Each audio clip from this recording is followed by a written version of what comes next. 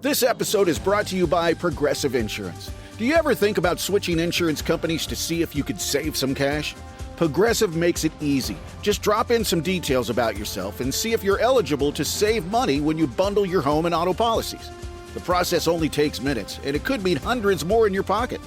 Visit Progressive.com after this episode to see if you could save.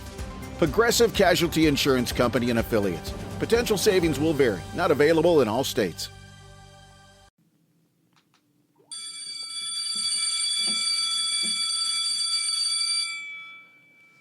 Well, hello, everybody.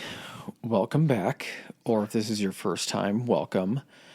Professor Chris, I'm Professor Adam. We're getting it earlier and 3 earlier. for 3. Yes. 3 for weeks. 3. Actually, now that we say that, because again, we stagger these, so we don't know how they're going to be released. It's probably going to be, we say it, it's this episode. 2 weeks later, we get it, and it's going to be an episode that we recorded 2 weeks ago, so who knows? We're either going to be 3 for 3 or 3 for 6. Either way, 50% Speaking of still people pretty that good. don't know what they're doing, that's what today's episode is all about. Ruby Ridge is not a situation or not a, what am I trying to say, a historical event that has the same type of recognition as things like Waco or the Oklahoma City bombing. And I think the reason also for that is because Ruby Ridge was the first. Ruby Ridge, then Waco happens, then the Oklahoma City bombing. So had nothing happened after Waco to distract and to like be the next big thing, I think Ruby Ridge is more well known. I also think that that's a large part played in the circles that we spend our time in.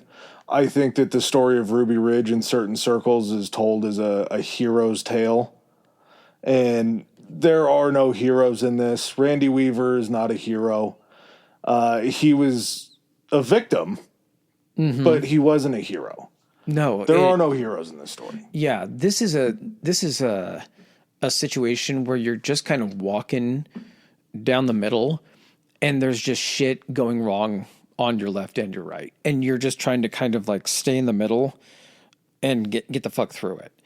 And this is a story of just government overreach to the level of, regardless of how bad Randy messed this up, there's no reason that this had to happen to the Weavers. There were so many other ways that this could have been handled. It's this weird thing, because like listening to how Randy Weaver was painted, there's going to be times during this episode where you're just going to have to kind of sound sympathetic for the events that actually occur and everything.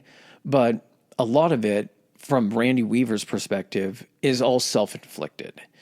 And with this, when you heard people on the government side describing Randy Weaver, it made him out to be like the grand wizard of the KKK.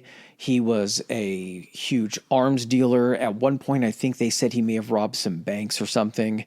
But the truth is somewhere still within that realm, but nothing to that degree, I guess is what you want to say. Not a good person, also not the Grand Wizard. So this almost also serves as this was like a statement game, I think, for the government. You're going to, once we get into the episode, you're going to kind of walk us through a situation that occurred in Philadelphia before this. And that situation in Philadelphia, this Waco, Oklahoma City bombing, a lot of these situations are like the first time that things like this have occurred in the States. And so the assumption is just like the government has a contingency for everything, right? Like they're prepared for anything and everything. This shows you that they would come into situations and be like, so what the fuck do we do? Yeah. And there were other standoffs. We talked about it with the SLA and Patty Hearst, but that was a shootout. There had been plenty of shootouts that had happened before because the engagement happens as such that a shootout's just going to occur. And it was almost like they were used to doing it in more, not such rural environments. Yeah. It was a completely different environment, but it was just like in that situation, like you said with Patty Hearst, they were all trapped in a house that was in like a suburb. The cops that surrounded them, the house burned down. Mm-hmm. But at the same time, they're just like, oh, we're familiar with these shootouts. And this is LA, where a shootout like this isn't necessarily the most uncommon occurrence. These things have happened before. It's the reason why these groups are involved. Yeah. With Randy Weaver, they had to fly in SRT teams and U.S. Marshals and ATF agents. They threw the book at this guy. It's funny, like, because you're like, well, who would have jurisdiction in this? You're like, at some point somebody does, but that shows you what a hodgepodge mess it was. It's just like, we're going to send you an FBI hostage rescue team from Quantico. We're going to have the U.S. Marshals there. We're going to have the ATF there. We're going to have the Sheriff's Department there. And you're just looking at it, it's like, so are you guys just like pulling all these people together so you have a broader like variety of someone having an idea of how to do this? Because Randy has an army, right? That's the only reason you would need all of these people up there, not just Randy, his son, I mean, a they family would have to friend. have a completely fortified, like a hilltop fortress, machine guns. I mean, this guy is ready for a protracted siege. Like you said, that's the only reason you could need this much law enforcement. But he wasn't. He was on the homestead on top of mountain. There couldn't have been a more out in the sticks area for this all to play out. And unfortunately, it does play out in an area where white supremacy is pretty ingrained because of the last decade or so before this ends up happening. And so there's going to be points when we're going to point to Randy Weaver as a sympathetic figure. There's going to be points that we point to the government as, maybe being punching above their weight while getting bad information. Nobody comes out good in this. So they're punching down. They're punching down. I do think that we're having a tough time explaining this just because it is a very hard topic to talk about. But at the end of the day, this is just a story of excessive force. Randy's past be damned, and all of Randy's mistakes be damned. There's no mistake that Randy made that called for this kind of response. Yes.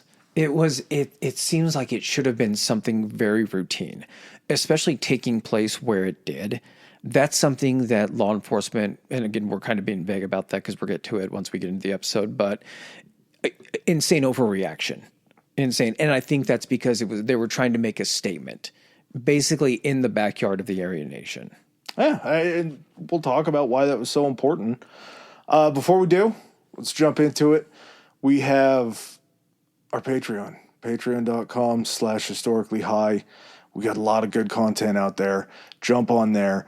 Listen to what we got going on. $5, not a whole lot. We're trying to put out something new every single week. Whether it's a mini episode, whether it's some kind of a game show. Hope you guys are liking those. Ratings, 5 stars if you can spare them. They help us so much. Reviews are great. It's so cool to get reviews because we don't always know what episodes are going to pop. And so if we lay out 4 or 5 episodes and one of them gets just a massive amount of reviews that we didn't expect, it's very cool. Because there's certain things that we find extremely interesting. There's certain things that we walk into pretty blind sometimes. And to know that we can walk into an episode maybe blind and get a ton of comments and a ton of reviews, like, whoa, this one hit. Yeah. This was really interesting, just beyond what we thought. Keep subscribing. 25,000+ on Spotify. You guys you've turned us into a monster. And it's great. Yeah, to get into it, I don't even know how.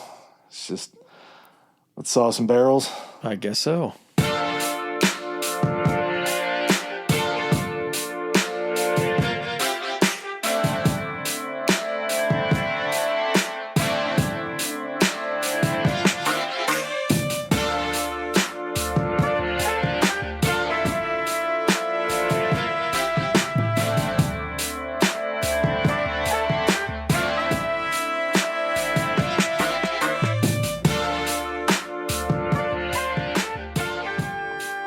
All right, so we want to start with Randy? Yeah. Okay. Randall Claude Weaver. Claude's such an Iowa middle name. Rand Claude Weavdam. Born January 3rd, 1948 in Basilica, Iowa, to a farming couple, Clarence and Wilma. The Weavers were church hoppers. They kind of got a little bit of a taste of everything from evangelical to Presbyterian to Baptist churches. And there's really not a whole lot of reason to focus on a childhood Randy Weaver, but after he graduates from Jefferson High School in 1966, he begins attending Iowa Central Community College, where this is his first time that he meets Vicky. Him and Vicky have some classes together. They're students. They know of each other. Randall doesn't stick around too long. He drops out in 1968 to join the U.S. Army in the height of Vietnam. Yeah. That's a pretty interesting time. He didn't get drafted. He went and put his name in. Which is kind of weird because wasn't the draft pretty early on? Again, that's one episode that just is going to be enormous. But like with Vietnam, episodes. I thought that was pretty quickly that the draft was initiated on that. Maybe he was in a position, not sure if he was an only son or anything like that, or if those were conditions. But yeah, 2 years into college, he ends up enlisting in the Army. And I think he's stationed at Fort Bragg and ends up becoming a Green Beret. Yeah. Expert marksman. Mm-hmm. Gets his certifications there. He ends up achieving the rank of sergeant. He doesn't go over to Vietnam, though. And this is a story that I feel like is sort of mirrors the way we talked about Timothy McVeigh in the Oklahoma City bombings, except for Timothy McVeigh was over in the shit. Yeah. He was over fighting there. You have Randy that doesn't go over to fight in Vietnam, but what he is a part of at Fort Bragg is he ends up breaking up this drug ring. Mm-hmm. There were some other soldiers on base that were bringing in drugs to pass out and sell. And after Randy does this, he's kind of trying to figure out the chain of custody for where the drugs went after that. Yeah, he's trying to make sure it's wrapped up because he was part of this. He wants to kind of see what the end result of it is and goes to I don't know. I think it was his MP. commanding officer. Yeah, I don't know. His CO. Yeah, basically goes and is like, hey, what happened to the evidence and everything? And the guy just basically tells him, doesn't give him an answer. Could have just lied. Above your pay grade. Yeah, could have said, we're not able to discuss those ongoing trials and everything like that. But he's basically like, hey, don't worry about it. It's not your concern. And it shakes Randy up. Randy believes that he's in a government institution, being in the Army. Yeah. And that they should be seeing all this stuff through. Which is weird because being in the Army, he's working for the government. Yeah. So there obviously isn't a lot of anti-government sentiment at this point, but this event of basically just seeing this corruption in the Army is something that just really shakes him. Which is, I think, kind of reminiscent. I don't remember if it was Desert Storm. I believe it was that Timothy McVeigh was in, but he kind of gets the same feelings about, well, the government shouldn't be doing this. The government's overstepping. Mm-hmm. So you start to see this anti-government turn out of Randy. He ends up on leave, coming back, rekindling a relationship with Vicky. They go hot and heavy. A month after he's honorably discharged from the Army in October 1971, November 1971, he ends up marrying Vicky. He spent a month after the marriage at Northern Iowa College. Kind of crazy. I was just watching one of their tournament games, assuming their only tournament game probably, against St. John's. But he ends up scoring a really good job, a good paying job, a high paying job at John Deere. And this allows Vicky to become a homemaker. As Vicky's a homemaker, she comes from a family of RLDS. So basically the reorganized LDS group, not the fundamentalists. We're not talking about Warren Jeff's style of LDS. This is a reformed group. And not that anybody gives a shit, but this is the group that ends up following the lineage with Joseph Smith Jr. They don't believe in polygamy. They reject Brigham Young's push for polygamy. At the same time, they're pretty white nationalistic in their beliefs. I believe they did change their name to the Community of Christ now, so they dropped the Latter-day Saint part of this. I think she was also a secretary for a department store or something like that as well. I believe that was before she became a homeowner or a homemaker. Gotcha. I don't know when they became homeowners. But she was into some pretty deep religious stuff, and the book of Revelation is talked about quite a bit in her family. These end times apocalyptic feelings are put into her at a pretty young age. They're ingrained by her father, who will come back later and say that he regrets pushing his daughter that far down the biblical road to destruction. She's a year younger than Randy, and she kind of serves as the spiritual leader, I guess you would say, of the family. It's not long after they're married that she starts, like you were kind of alluding to, getting into the real heavy stuff as far as like Old Testament, Old Covenant laws, referring to God as Yahweh, the belief that her and Randy are part of a group that are the true Israelites. It's just some of the kind of the literature that she uses as part of kind of her. I'm trying to think of how to like to shape her philosophy or what she believes is going to be happen. Her belief system. Her belief system, because she's going to be experiencing some visions. Randy's going to be experiencing some visions. They're going to be close enough together that they think it's prophesized type stuff. So Old Testament, of course, the KJV, King James Version. This book called The Late Great Planet Earth by this guy named Hal Lindsey that was written in 1970. Bad guy. Hal Lindsey put a few dates out there for the end times coming, and then somehow continued to spin off after those dates came and went and nothing happened, making a small fortune. I'm trying to think of who this was, because I make reference of this every time we do a culty type episode. It's the cult from Parks and Rec that believes in the lizard volcano god Zorg. Oh, in Pawnee. In Pawnee, but it's the book, and the guy writes a book, and it's called Organize It. And that book is just literally about organizing your office, and it's sold really, really well. And then Organize It 2, he completely goes off the rails, and it's where he creates this cult, and it's like Organize It 2, like the Wrath of Zorg or something like that, or Organize with Zorg. Organizer 1 sells very good. Mm-hmm. Organize 2 is really when you start hammering home the beliefs. And Vicky's taking information from kind of different books that she's reading, and she's using them to then interpret other messages within like the Bible and everything. So the Late Great Planet Earth, she uses that to interpret events and indicators that the end of times was approaching. There was a book called The Gog of Ezekiel. Gog, there's this evil empire, and in the book of Ezekiel, apparently, she believed that the real world manifestation of that was the Soviet Union. The beast of Revelation, the 10-horned beast from the book of Revelations, was the 10 markets of the European common market, which is that where you're just looking for the number? Like, that's got to be a stretch to find that number 10, right? Yep. Global instability was one of like the key indicators that was supposed to go along with like the end of days. Increase in famines, which they actually end up leaving Iowa because there's like a drought happening in Iowa. Randy's worried about his job at the John Deere, fixing John Deere engines. There's also another reason they left is because of the crazy visions. It is. At the same time, you're talking about a very economically unstable time going into the recession, to where there are people that are defaulting on their loans and they're losing their properties, they're losing their farmlands, and she feels like that's a bit of a government overstep. There was also something, I don't know, I didn't confirm it, but it really kind of feels like it would make sense. Her family ended up losing a very large part of their farmland due to an eminent domain put in by the government to build a highway.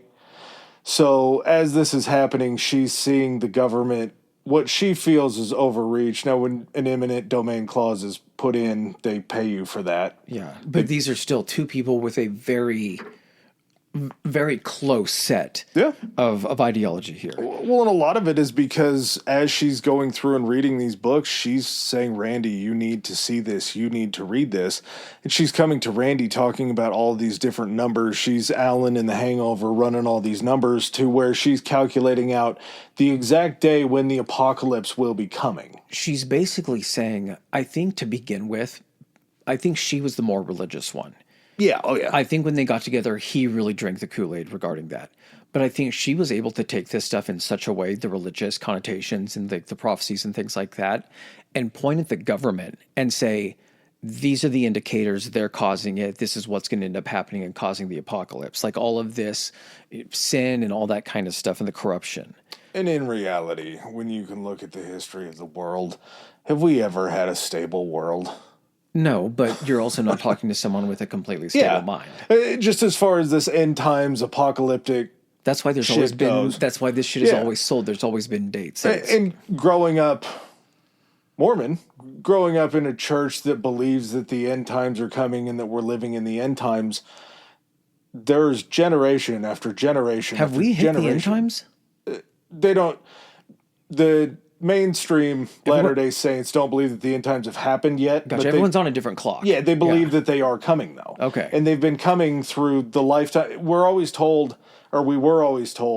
that we will see the end times happen in our lifetime. If anything does happen, it's always coming. Yeah. It's like saying, hey, Monday's always coming. Like, that's just making a really generalized statement. It is, and to say, oh, well, this is violence on a level that we've never seen before.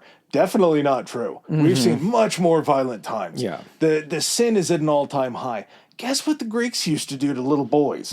Sin's been around for a very long time, and it has permeated basically every culture in the world. So to say that now is a time when sin is just out in the open, sin used to be much more out in the open. She was recognizing wars, earthquakes as kind of beginning the sorrows, as the beginning of sorrows in Matthew 24. The message was flee to the mountains, get to a mountaintop, be safe, protect your family. One of the other books was Atlas Shrugged by Ayn Rand. Ayn Rand, basically warning of this all-powerful state. It compared the producer and the parasite, basically the producer being the people, the parasite being the government, and then fueled the justification for separation of saying, we no longer want to be part of this society, part of this government, so we're going to move somewhere where we don't have to contribute and you can just leave us alone. Part of not contributing is paying taxes. Correct. It's a big thing with it. Big part of it. I mean, to be honest, like no one fucking likes taxes. No, that's the nobody thing does. that everybody has in common. Nobody likes paying taxes. There are people that understand more of what taxes do than other people. Correct. At the same time, what you're setting up that makes people not the people that understand what their taxes do are the people that don't want to pay their taxes because they realize what it's being fucking spent on, and they're like, that's fucking ridiculous. Yep. Yeah, we're paying for bombs and other shit that's really pretty unnecessary. But what you're setting up with this is so much of a key point and a factor in what happens in the Weaver story, because if you know that in 4 years the apocalypse is coming, are you planning for year 5 or 6 or 7? It's crazy that, coincidentally, she found out at a time when she was like 5 years from now is when it's actually going to happen. 1,300 days. And it was so weird the way that she found it out because she found two numbers that didn't really seem to fit together, and she was able to pull the date out of that. And it wasn't even an exact amount. She's like, this is pretty close. And so they were just like, sounds good. 5 years from now or 4 years from now is when the end of days is going to happen. We need to be on our mountaintop when that occurs. Gonna start selling some shit. Gonna start buying some guns. I'm gonna sell all the furniture in our house, and then I'm gonna go down to the pawn shop where I sold the furniture, and I'm gonna buy the guns with that money. Well, and her parents find out that they're planning on leaving. They have, I think, one daughter or 2 kids at this point. They have Sarah and I don't know if they have Sammy at this point. No. I believe Sammy is a baby before they leave. They have Sarah and Rachel. Sam would end up being a child when they moved because he's 15 at the time of the incident in 92. Yeah, but Rachel's 10. So he would have had to been a little older if they had Rachel's. Well, yes, they did because they only had the one other kid up there, I thought. Yeah. Okay. Alice Sheba. Whatever. Yeah. So based on their shared beliefs of what's happening here, they decide they're going to leave. Her parents get wind of it. They come over, her dad rolls over, and Randy's out in the garage, like taking apart or like assembling or cleaning a gun and everything. And he's got a bunch of them laid out on the table. So the dad's like, hey, man, like, how's it going? He's like, oh, good. We just sold the furniture. We're getting ready to move. And he's like, where are you guys going? Up to the mountains. We might Dakotas, maybe Montana, find somewhere we can build a place up in the mountains. Gives him the whole spiel. He's kind of looking at Randy being like, what you're describing is a lot, even just from a a logistics standpoint of saying, you're going to go build it. Like I personally actually built the house that Vicky grew up in, that me and her mother still lives in. I can tell you, it's not easy. Like it's a lot of work, and you're going to be going somewhere. I mean, you got a few months before fall kicks in, before winter kicks in. The places that you're talking about also up in the mountains are going to be very cold. So he's starting to have these ideas or like basic premonitions of like, my daughter and these grandkids are going to end up dying up in the mountains because this guy wants to live up there. No. Because God put Vicky's father in Randy's life. So I have somebody that has already built a house that can come up and help me once me and Vicky find a piece of property. All he can do is pretty much be like, yeah, I guess that's what I'll do. Yeah. So Vicky has this vision of this end times and sitting on this mountaintop and watching the apocalypse burn before.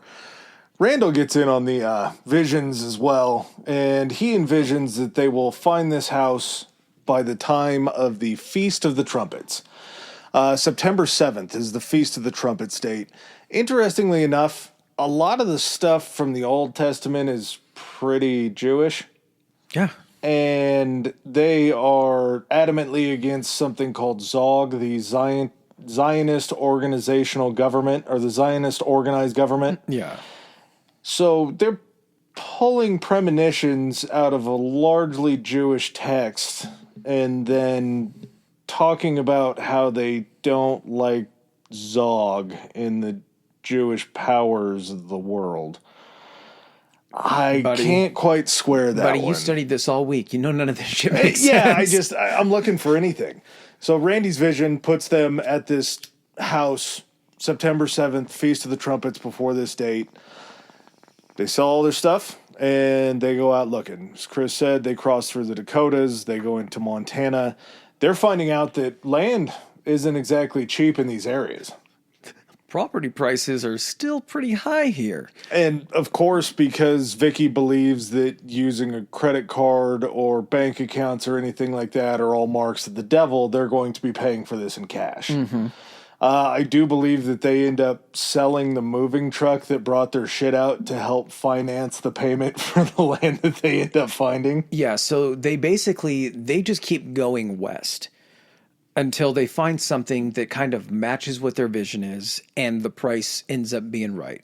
So they get into Idaho. They find a spot on this place called Ruby Ridge. Now, there's some debate whether the house itself was on Ruby Ridge or whether it was on Caribou Ridge. Randy Weaver is adamant that it was on Caribou Ridge, but the press, and because maybe Ruby Ridge was the one that it was most known as, like that whole area, the press kind of latched onto that, and so it was referred to as Ruby Ridge going forward. The reason it's referred to that is because between Caribou Ridge and Ruby Ridge, there's the Ruby River that flows in between them. Yeah. And the runoff of water from both of these two ridges is what feeds the Ruby River. Yeah. It's in Boundary County in Idaho. One of the most beautiful places that you'll ever run across. I think that part of this is really tough because Chris and I are Pacific Northwest guys. We've been to all of these places. We haven't been to Ruby Ridge. We've been to Coeur d'Alene. We've been to Bonner's Ferry. Mm-hmm. We've been to Boundary County. We've been to Boise. All of these places along here are all places that we've spent time in, whether long or short, to be able to see this kind of stuff and to be able to feel it. And yes, it is very, very different now than it was back then, but you get a sense of the rurality of this area. Well, if you, even in just anywhere within the Pacific Northwest, Washington, Oregon, it is like rural to a degree that I don't think that a lot of people in larger metropolitan areas, maybe like Texans, will understand that. But it Less is like trees, cities, more and desert. then you're driving hours and you're just seeing empty land, and then you're into another city maybe. And forestry everywhere. And it's like that because it is very mountainous here. There is not a ton of flat land, and it's all occupied by cities where there is. So if you're taking a flight and you're flying anywhere over the Pacific Northwest and you look down, it's mountains and trees. So where they end up finding a place is, it's how many hours or how many minutes outside Bonners? It's like 10 miles, right? Yeah. But So- the fact that it's mountainous terrain, I think they said it's about 30 minutes outside of Bonner's Ferry. So they find about 20 acres for sale on Ruby Ridge, Caribou Ridge, because it's known as Ruby Ridge. That's just what we're going to refer to it as. So there is no power, no water, no plumbing. This is literally a plot of land at the top of a hill where when they go to actually see it, I think they're in Bonner's Ferry, and they see someone either at a gas station, hotel, they're talking to somebody, and they learn about this piece of property from these people.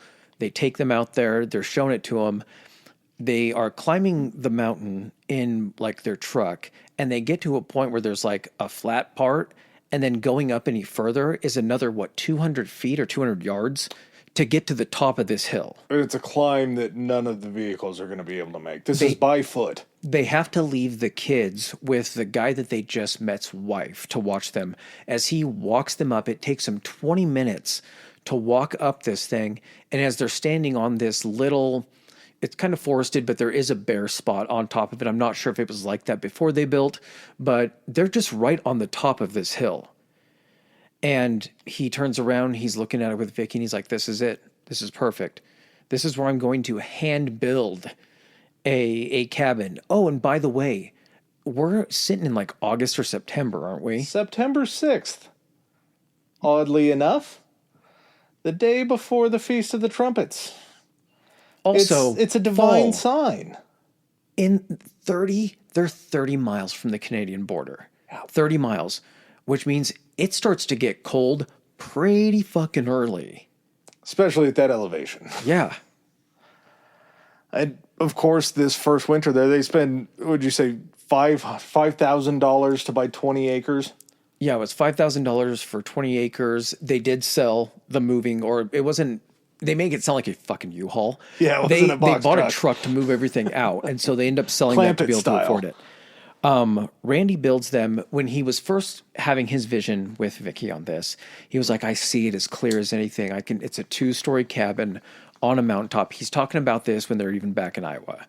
And as he is taking a look at this spot, he's like, I don't think I can build a 2-story here because I don't have the capability of doing this.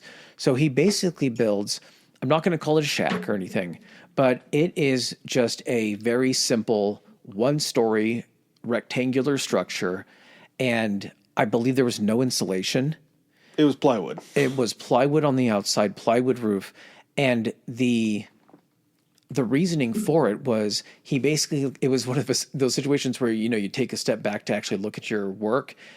And all he's thinking is, that should last us about 5 years, right? There was no concern. Again, there was no concern after that. And they do end up making a few improvements. I believe they put a second story on it. There's going to be outbuildings, including one. If you're doing shit Old Testament style, you got to do shit Old Testament style, Gotta have right? a birthing shed, right? Yep, got to have a birthing shed. Birthing shed's not to give birth in. A birthing shed is for any woman who is menstruating has to go in there during the cycle. Get out of the house, Yeah, you animal. We're in the mountains. If the bears are going to attack, That's we what want them I'm saying. attacking the shed. How dangerous is it to have a menstruation shed out there when there's bears everywhere? Yeah, you got to reinforce the birthing shed. That's how deep into the Old Testament these people were. And again, That's the not Old an actual issue. I would maybe listen. I am like 85% sure that's not a huge issue, but if Bears you and have the periods? option of not tent camping when it's your time of the month, maybe book it around somewhere not during that time. Wooden structure. Don't want Cabins, any you're fine in camps. cabins. You're fine. But it's just they're following this to the nth degree that I'm assuming Rachel not there yet, but you have Sarah and Vicky that are going out and living in the shed menstruating because this is what the Old Testament says. The Old Testament says some pretty wild shit. There's a number of steps that you're allowed to take on the Sabbath day. There's a blending of fibers that you're not allowed to wear. So everything, if it's a cotton wool mix, you're sinning. If you come into contact and you touch a woman during her menstruation, you're considered impure. You're not allowed to live with the family while you are menstruating because you were impure. What was the last episode we talked about that in? Because this has been talked about before, the whole like outside during like their menstrual cycle. It was... It had to have been another cult, right? Was it? Huh? It was probably another cult. No. It was like an ancient civilization, I'm pretty sure. Egypt? Maybe. It might have been. Maybe that's what it was. Because like we were like, yeah, for all their advancements and everything, they still were just like, you're on your period, go out in the shed. Pretty weird deal. But that's just how deeply they're following these beliefs. And this cabin was such a Simpson-esque cabin being built. But at the same time, it's like you said, if you have a definite end date, what are you doing building for the future? Yeah. There's no reason to. You sold all your shit in Iowa. You have a certain amount of money that's going to be able to last you 5 years, however long it is. But if there's even a small miscalculation, there's going to be some time where you are out of money. Yeah. And it's a pretty bad situation because... But here's the thing, too. I don't know how good their initial calculations, even without the wild cards, are going to be. They have an idea to just close up shop and move out to the top of a mountain. He has no idea what it's going to take to build this. Yeah. Because a lot of it is scrap wood that he builds this thing out of. I can't imagine taking those sheets of plywood up that last final hill to get there. That would suck. The children are homeschooled. They did chores daily on the land. Yeah. Well, What? They're homeschooled because Vicky feels like she knows all, but also they were kind of, this is, I take a lot of exception with this family, but when they talk about wanting to be left alone, I have a hard time with that because that's part of the reason for the homeschooling besides Vicky knows everything. When they say they want to be left alone, there's going to be times in this where they actually do go out and try to find people to hang out with. And for Randy to ever say that he wanted to be left alone, spoiler alert, in 1988, Randy runs for sheriff. Oh, yeah. As the get out of jail free guy. So basically, he is saying there's a weird thing that it's the difference between federal law and then state law. Like he's somehow willing to be like okay with certain state laws, but any federal overreach or any federal laws, he's just like, nah, that's no. States' rights, man. States' rights. Randy would brag to his neighbors, the ones that he did talk to, about Which is still insane because then you still do believe in the rules of a form of government. It's just the state government. A government that you like. Yeah. A government that's more beneficial to you. The county government. Yeah, big boundary county. I believe there's like 2,500 people that live in Bonners Ferry, and this is outside of Bonners Ferry, so not a whole lot of folks. Those city council positions are sweet scores. Randy would brag to his neighbors about this 300-foot kill zone around the cabin. He had an area to where he said that if there was a potential threat on his land, that there were 300 feet, or there's 300 feet all the way around the cabin, that he had these spots placed to be able to just kill anybody that came onto his land. Berlin Wall style, baby. I do not understand why he would be doing that, but also at the same time, he was pretty excited. Here's the other thing, too. This guy is a Green Beret, like an expert marksman. This is kind of, and we're going to talk about a guy toward the end of this thing that is going to have some like Rambo-esque feel to it. But yeah, he knows what he's doing as far as this goes. And that's also one of the reasons why when there is going to be a response from law enforcement, in their heads, they're hearing that there's a Green Beret up in the woods. He's armed to the teeth and all this. And they don't know what the fuck to do. Not to mention, Randy has trained up everybody in his family. Randy has a 10-year-old daughter that's going to be carrying a gun. He's going to have a 15-year-old son who's going to be carrying a gun. I believe Sarah was 16. Like 16? Okay. And I have no problem with training your kids to respect guns and to be able to fire guns and to give them gun safety. We're going to be talking about an amount of time that these children are seen on video camera walking around with guns. Yeah. And it's a disturbing, and again, we're talking about being out in the country where there's bears and other shit like that. So carrying a gun is probably going to be semi-important. Well, here's the thing. There is a difference as someone that grew up hunting. Yeah. There is a difference. You don't carry in camp. The only thing that you would maybe is if you were like out on, a four-wheeler ride or something, and you would be wearing like your pistol in case something happened. You saw a mountain lion or something like that. If you're in camp, you might be carrying that on your hip just simply because it's on your hip. You're not walking around with your rifle. And if chances are if you notice that you're carrying in camp, you're probably taking that off so you can sit down and relax in a chair a little bit easier. There is a difference in teaching your kids because, again, they're in a situation where no running water, no power. They actually even before they moved up here, they went and lived with the Amish for a little while just so they could figure out how to live without power. What do you think the Amish people thought of these people? Just, yeah, good luck. We try not to live where it's too cold, if we're being honest. So up in the mountains is a whole different thing. We're flatland people. But there is also this thing where deer are probably coming by at any and all times. And that's like a full-on legit food source for them. So also think of it this way too. What are the only times we have any type of like video or photographic evidence of them walking around their property? It's after they're under investigation and after some shit goes down. Who knows if they walked around with guns that often? But what I'm saying is that was not normal, period, when you would see them do that. There would be no reason to just walk around your property between your house and your period shed or your firewood pile or your rainwater catch or something and be holding like a rifle. I do think that it causes a little bit more danger for your children if you know that there's feds watching and you have them armed and carrying around guns. I understand the nature of wanting them to protect themselves. At the same time, anybody with a gun, I think, is kind of a target for the feds. Well, here's the thing, too.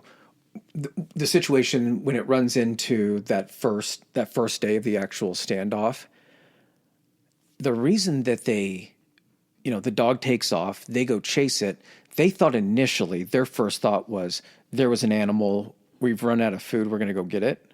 No, not a chance. We're getting ahead of ourselves. We'll talk about that when we get there. Okay. 1984, Randy and neighbor Terry Kinnison, somebody who they had been friends with before, had a little falling out over this $3,000 land deal. They end up going to court. Kinnison's going to be forced to pay Randy this $3,000 plus I think it was like another $2,500 in court costs, something like that. $2,100, yeah. Old Terry puts a call into the FBI about alleged threats that Randy had made towards the president, the Pope, and the governor of Idaho. Now, I am shocked that it's got that far up the ladder, knowing just how anti-government Northern Idaho really is. Mm-hmm. But the FBI ends up catching wind of this and coming all the way out to lowly Boundary County to come speak to Randy Weaver about this. And do I think that this guy was angry at Randy? 100%. Do I think that this guy was making the story up about Randy threatening to kill these people? No way. Not a chance. No, do I think this guy was upset? 100%. Do I think Randy said this stuff to him? 100%. Yep. Yeah, so this guy just basically drops a dime, and as the feds come out to investigate... This motherfucker probably responded, yeah. Yeah. Yeah, it put the fear of the Weaver family with this FBI force out there speaking to them. And ultimately they dropped the investigation because, again, how many people threatened to kill Reagan back then? How many people threatened to kill Carter? Someone did try to kill Reagan back then. That's the reason they took it so seriously, is because someone had just tried. They end up realizing that this isn't something that's probably the most credible threat. They do end up linking the Weavers to the local Aryan Nations group through friendship with a neighbor that was a white supremacist named Frank Cumnick. So you go out there, you're the Secret Service or the FBI. They go out there to ask about the threats on the president. The guy's like, I didn't say that about the president. But what they're seeing is they are seeing and probably hearing some things that he's describing and saying, yeah, this guy kind of sounds like the guys that are about... How far was Hayden Lake? Like 30 miles. It's like an hour. These guys sound like the guys from down at Hayden Lake that we have been investigating, the Aryan Nation. Chances are, the way we're looking at this guy kind of looks like he might belong to that community that are up there in Northern Idaho. Absolutely. So I think that gave them kind of a sense of like, that put him on their radar, but for that reason. Well, Brandy and Vicky, even though the investigation is dropped at this point, they have to clear their names with the president, right? Yeah. Oh, you have to. So Randy and Vicky end up tag teaming this letter to Ronald Reagan to clear their names, stating that there was probably another threat letter that went out to Ronald Reagan that somebody forged their signature on and it wasn't them. That feels like a pretty big leap to make, maybe if you hadn't already written a letter threatening Ronald Reagan that hadn't gotten there yet. You're like, no, that wasn't us. No, I think they thought the neighbor wrote one. Yeah, but do you think there's a chance they might have accidentally or actually written it, and then the FBI shows up and they didn't mention anything about the letter? They're like, shit, we got to make sure that he I don't doesn't think the it was our timing letter. was that. I don't think it was Okay. that kind of like Mail timing-wise. in this part of the country, as we'll talk about, is very hit or miss when it shows Didn't up. they also explain to the president that they felt that they were going to be part of like a conspiracy, or there was some people conspiring against them? Yeah, the people that forged the letter and sent it to Reagan. Yeah. So I'm sure old Ron was pretty pumped to find out that the Weavers didn't actually want to kill him. Like, it was Reagan had a lot on We his fucking plate. hate you, but we're not going to kill you. Yeah. It was one less thing on Reagan's plate. As we were talking about, the Weavers were no strangers to the Aryan Nations compound. I was about an hour away from their house. They regularly attended white supremacist picnics, which sounds so fucking funny to me. To think about a bunch of skinheads passing around homemade potato salad. You know it's not good potato salad. I don't think their picnics were like, I think they had picnics for like the family, but I think their picnic conversations were probably vastly different than most picnic conversations. Probably pretty rough, pretty blue. The food was just bland as Yeah, fuck. that's what I'm too. saying. Their potato salad for sure had raisins in it. It wasn't. Everything just has good. too much mayonnaise. Everything's overcooked. You're not getting a medium rare piece of red meat to save your life. It's all burgers and hot dogs. Good chance everything's processed, yeah. While they're at this compound, they're taking in these services by this Aryan Nations leader. His name is Richard Butler. Richard Butthole Butler. This guy is a very, very bad guy. And the sermons that he's talking about are this white separatist Christian identity. And that hits home with the family. It's something to where their values are lining up as far as this white Christian belief. And just to go through Christian identity, it's a white supremacist ideology. It claims Germanic, Anglo-Saxon, Celtic, Nordic, kindred European peoples, not modern Jewish people, are the true literal descendants of the Israelites and the chosen people of God. Did you see the diagram? Adam and Eve. Eve is knocked up by Satan. Yeah, so you have Cain, and then you have Abel, who should be the second one, but it's Seth. It's the third child that Adam and Eve allegedly So had. the graph is like the devil and then Adam are up top. Then there's the arrows pointing down to join Eve, who has a black womb and a white womb. Then that splits. That's where you get, like you just said, everybody that comes out of the black one is all the spawn of Satan. Cain. That's where you get all the fun people. And then the other went down, and it's the Israelites. And it was also kind of that same thing we talked about in the Atlantis episode, weirdly tying that back around. But that whole Germanic people type deal. Aryan nations. Yeah. That's where they get their title from. And as far as they're being recognized as these chosen people, they're promoting that non-whites and non-Adamic people coming from Adam, coming from Satan, Yeah. are this group that has been marked by the beast with the color of their skin being changed from pure white. Yeah. So that's pretty much everybody that the Aryan Nations hates. Yeah. Anybody that doesn't look like them. And Christian identity is a very real thing that is still taught and believed in different parts of the world. They allegedly never joined the Aryan Nations. Now, I don't think that this is a knock against what the Aryan Nations is putting out there, because I think they were eating that hook, line, and sinker. Randy had already been a part of an organization that let him down before in the military. He wasn't exactly keen to join up with this group of Aryan nations. And then you have Vicky, who's looking at all of these disgusting things that are being said. She goes, yeah, but you guys aren't really literally following the Bible nearly as well as you need to be. So you're not going far enough for me. I think part of it, too, was, like you said, this whole thing is predicated on this timeline, this 4 to 5 years that this thing's going to be over with.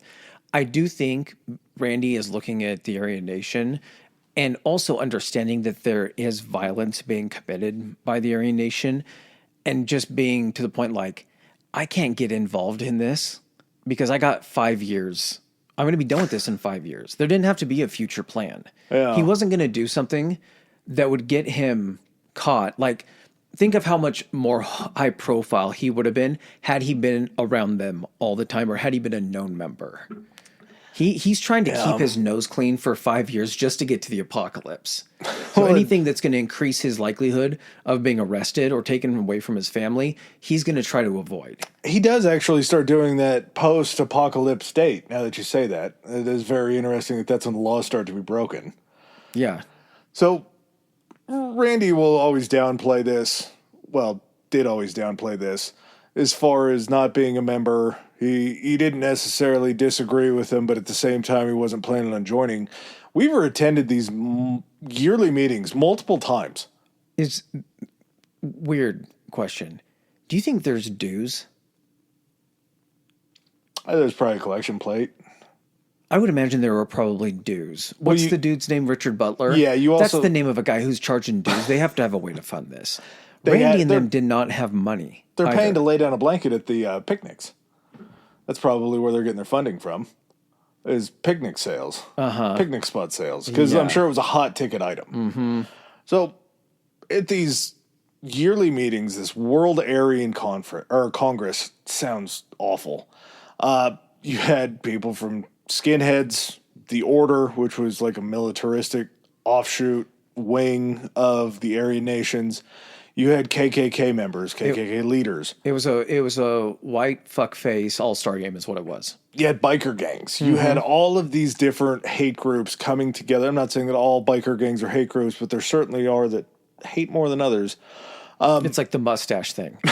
Not all biker gangs are hate groups, but all hate groups have a biker gang. Yeah. There was this one occasion in 1986, post-apocalypse. The apocalypse didn't come. Old Rand doesn't have a plan.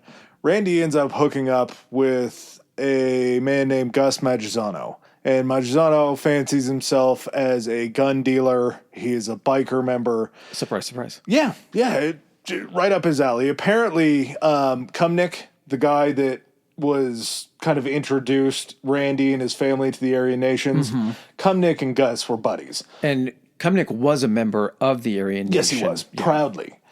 I think him and Randy kind of had like some weird little, I don't know, like falling out, but he was already introduced to other people in there. So Randy, that was still a circle that he had kind of been around. And again, Randy downplays his workings with the Aryan nations. Turns out he's a pretty connected guy for somebody that's not working that hard. But back to Gus Maggiano. Turns out that he was a confidential informant for the ATF. His real name was Kenneth Fadley. Fadley portrayed himself as this, again, gun-running biker, and the two become friends. They also become business associates.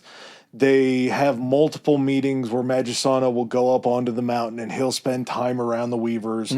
He's not somebody that was just kind of like, yeah, I know this guy every once in a while type deal. I don't necessarily think it's a, hey, Gus is coming by every week. But I think there are times when maybe a month or two will go by because Gus doesn't live there. No. But Gus is also the guy where it's like, let's bounce some ideas off of an armed takeover against Zog. Yes, but Gus is also just acting that way. I think Gus being a CI, he was probably leaning more towards the Aryan Nation side that was just more friendly with the ATF and the government. I think that his beliefs were probably pretty right down the line with the people that he was hanging out with because he was under for a very long time. And to not have those beliefs and be able to live that lifestyle for that long and stay undercover as long as he did, he probably blended in pretty well. Yeah, but then how do you determine, like, if you believe in that stuff, how do you keep your loyalty to both of them? You think you're making that much money? What comes up in court? What do you mean? About Gus Maggiano. He was being paid by the ATF. No. I understand that. I get that he's being paid. That's how you have an informant and get them to give you information or you have something on them. Yeah. What I'm saying is, if someone shares the beliefs enough and they're deep inside, like you're saying, I don't necessarily think you have to be of that belief to be an undercover informant. Now, it depends. Was it someone that was already in there? Was he someone that was in there and got turned? No, because his name was Kenneth Fadley. He was going by Gus. I just think, again, they might have found the most racist guy that they could have found, but he wasn't. But at the he wasn't same in the group, but he was sympathetic to some of the group's beliefs. But he was still an ATF agent. Yeah. Well, He was a confidential informant. He Yes. was a snitch for the ATF. He wasn't a card-carrying member. We'll get into it. I really don't like this, and I think that I'm already kind of showing this confidential informant annoyance that I have. Mm-hmm. It's very tough for me to talk about this without drawing parallels between how confidential informants work and how they're compensated. It's very frustrating to me. Regardless of this, Fadley's in a position to basically not prey on Randy, but Randy has a certain set of skills. He's fancied himself as a hell of a mechanic. It seems like anybody that'll listen that he worked for John Deere. Mm-hmm. But at the same time, Randy is jobless. The family's running out of money. He's going to do things for money that he wouldn't have before because the apocalypse used to be coming and now the apocalypse didn't happen. God damn it, Vicky. We had this thing budgeted to get us to that 5-year mark. We're supposed to be, the world's supposed to be on fire, and we're supposed to be, what do they call it, raptured, or whatever it was. The rapture jar's empty, Vicky. Mm-hmm. What are we going to do now? So Magisano basically, in less words, talks Randy into cutting down these 2 shotguns that he had. I believe one of them was a pump action, and I'm not positive what the other one was. Cutting down the barrels on shotguns is pretty illegal. Any weapon. And the reason that it is illegal is because the further you cut down a barrel on a shotgun, the easier it is to conceal. Yes. And secondly, the more danger that it happens because the shorter the barrel, the more unpredictable the shot coming out of it is. I think it was mostly the conceal thing. I think they just had the stealth the other way, but that's a byproduct of it anyway. Well, if you're the police and you're in close quarters combat and some guy pulls out a sawed-off shotgun 6 feet away from you, he doesn't have to be pointed at you for you to get hit by it. Yeah. Like, it's a very, very dangerous thing to do. This, it comes as a result of things like Al Capone, where you have guys that are hiding, Tommy guns and shit like that underneath their jackets. Weirdly enough, this whole law is created that certain guns can only be of a certain length. So shotguns, you can't make the barrel. The barrel, I think it was like 16 to 18 inches was the kind of the cutoff. Now, there's also circumstances where you can have a pistol, but you can't, because you can conceal a pistol, but you can't put like a butt or anything on a pistol because it can't be considered, because a pistol never comes with a barrel that long. Mm-hmm. Pistols come with a 6-inch or, whatever you want to say, 8-inch barrel. But if you were to put a stock on that, you turn that into what they call a short barrel rifle, because I guess it's more accurate at that point. There's all these weird fucking things, but what law applies here is basically you cannot have a barrel of a gun less than like 16 to 18 inches. And Gus is basically just like, hey man, it's Gus's side of it is that Randy was basically like, hey, I got these 2 shotguns. I got some guns. If you need me to modify anything for you, I'm totally, game to do that. Just let me know what you need done. The way that Randy tells it is Gus was adamant that he wanted to buy a couple shotguns off me. He needed them modified. I don't know in that situation. There's holes in both sides of it, because you could just say, if Gus really wanted to buy sawed-off shotguns, you could have just sold Gus regular shotguns and then had him be like, and here's the hacksaw. There's no specialized tool or really... Yeah, hey, Gus, artistic. You got an arm, and I gave you a hacksaw. Uh-huh. Turn it into a sawed-off. I don't know if it was like, hey, Randy, I'm going to pay a little bit extra if you provide them to me sawed-off. Who knows what that interaction was?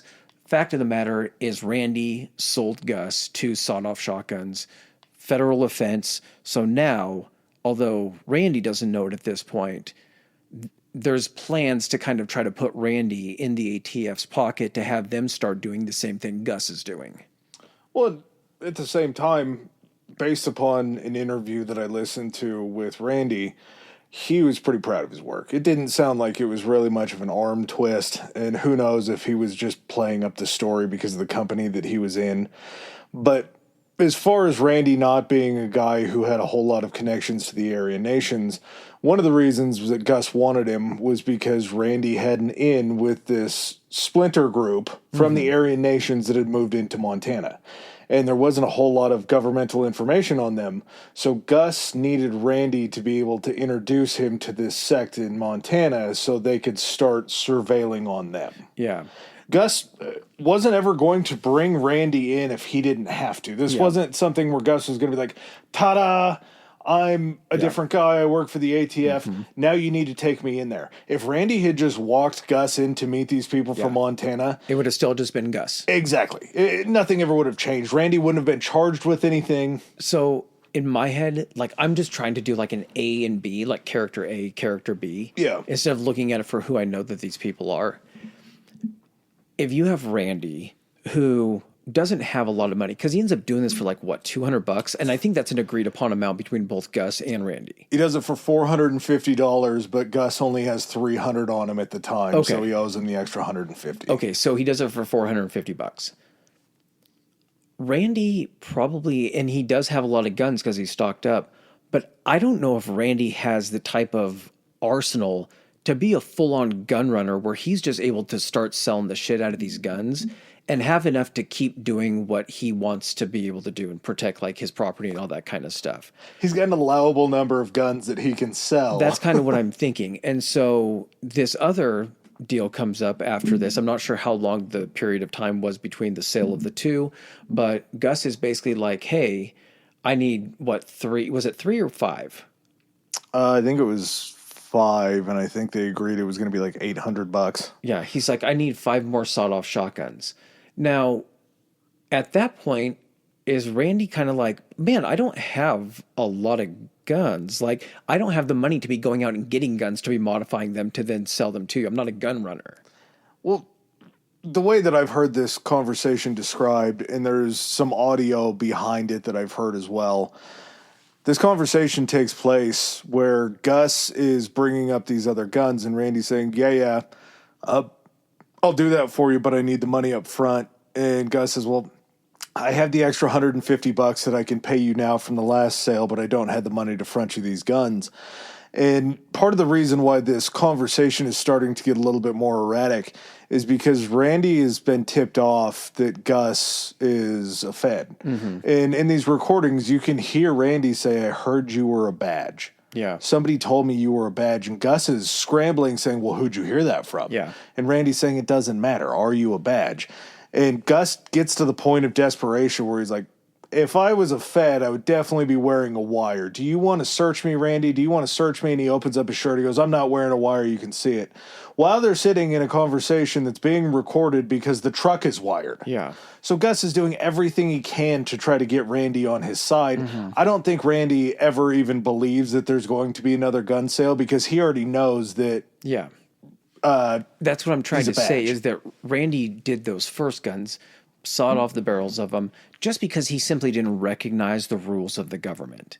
Now that he knows that these rules might end up coming to, like, him to be arrested, that's why he's not going to do it. I don't think that's it. I think he knows that he's selling to a cop. No, that's what I'm saying. But I don't think that's the issue. I think the issue is that Gus is a cop. I don't think it's I'm him being arrested. I think he... No. I'm agreeing with you in the sense of saying, like, he's not going to do that because he suspects he's a cop. But at the same time, I'm trying to figure out how to articulate this thought. The threat of being arrested for the crime isn't something that Gary's afraid of. Or Randy's afraid of. Because he knows he's a cop or because he suspects he's a cop. I think he's just angry that he got duped. I don't think he's worried about being arrested. I think that he's worried about the fact that the government's trying to let me try to loop around on this. I didn't articulate that well. Kind of going back to Randy's role in this whole thing, with him wanting to be like, Randy, I want you to, like, I'm setting up this deal, or I want you to introduce me to this other people in Montana. What's he really doing for these people in Montana? That's why I kind of don't think about the whole... I understand he hung out with the Aryan Nation a lot. He probably could have joined if he had the money to do it or anything. But at the same time, he's not really, like, able to do anything for them because he doesn't have any money. Like, what's he doing for these guys in Montana? Strength in numbers, man. It's fellowship. It's just a member. So he's just a body. Yeah, he's a soldier. And he's an ex-Green Beret. Okay. And the Aryan Nation's collecting these pieces because they have things like the Order that are going out and doing these crimes. And we're going to talk about why this charge that Randy takes is so concerning to the government. Because if he is indeed tied to the Aryan Nations, the Aryan nations were going wild in the West in the 80s. That's just, it's something that they did. Okay, let's get into that after a bathroom break. Okay. This episode is brought to you by Progressive Insurance. Do you ever think about switching insurance companies to see if you could save some cash? Progressive makes it easy. Just drop in some details about yourself and see if you're eligible to save money when you bundle your home and auto policies. The process only takes minutes, and it could mean hundreds more in your pocket. Visit Progressive.com after this episode to see if you could save. Progressive Casualty Insurance Company and Affiliates. Potential savings will vary. Not available in all states. Well, hello. Listen, while we head to the restroom and get ourselves something to drink, why don't you do something nice for yourselves? Head on over to patreon.com/historicallyhigh and get signed up for a little bonus content. I mean, come on, you deserve it. If you want to keep up with this, our main source of social media is going to be our Instagram, which is Historically High Pod, POD. You can also head over to, it's Twitter, it's X, it's Twitter, come on, at Historically High, and that's high, H-I, like high. If you have any recommendations you want to get to us, just want to reach out and say hello, you can hit us up on our email at historicallyhighpodcast, HIGH podcast at gmail.com. All right, and with that said, let's get back to the good stuff. All right, so Randy is pretty much at this point Gus's handler, which is, let me see, where's his name at? Kenneth Fadley? No, Gus is Kenneth. Yeah. Herb Byerly okay. is Gus / Fadley, Kenneth Fadley's handler, basically tells him, hey, it sounds like, you guys might have parted on terms where he maybe isn't completely sure you're a Fed or anything like that or an informant. He might kill you next time. Yeah, you're not going to have any more interactions with him. We'll send you in a different direction. While your cover is still there, because if something happens and your cover gets blown, he's telling everybody. Weirdly enough, I don't remember where I saw it. It's certainly a conspiracy theory. They said that the guy who told Randy that Gus was a shield might have been another informant. It was an FBI informant, right? Because Gus was Kenneth was an ATF informant. Guy. Yeah, they said it might have been an FBI informant, which that would be fucking hilarious. Also, Gus is probably pretty angry at the FBI for this. Probably. So it was October of 1989 that Randy sells him the 2 sawed-off shotguns. November, that's when it's literally the next month. So doesn't even really give it time. He basically comes back a month later and is just like, hey, those 2 sawed-offs went over real well and everything. So well, in fact, I'm going to need you to make, 3 or 5 more.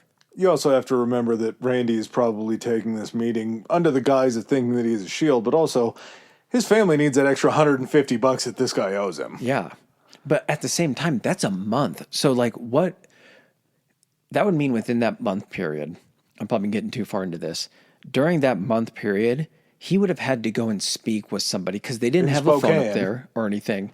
Would have had to go and visit or speak with someone who was with the Aryan Nation or someone that suspected that he was a Fed in literally that month period. That's what I'm saying, man. He was a little deeper in with the Aryan Nations than he lets on. Okay, that makes a little bit more sense. I get that. And then all of a sudden, he's hearing this, and then surprise, guess who calls to have him make some more guns? So, yeah, that's pretty easy to see through.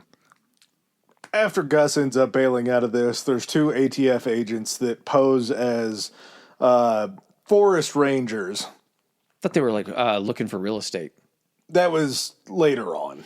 There's so many fucking times when feds are going up there acting like they're somebody else. Yeah. So these 2 ATF agents end up meeting Randy and Vicky in town. Randy and Vicky are leaving this diner. I believe this is in Bonner's Ferry. I don't think it's in Hidden Lake. As they're walking out, the ATF agents dressed up as forest rangers get out. They have a conversation with Randy. They let the cat out of the bag, I think probably because they weren't acting like forest rangers, but more like feds.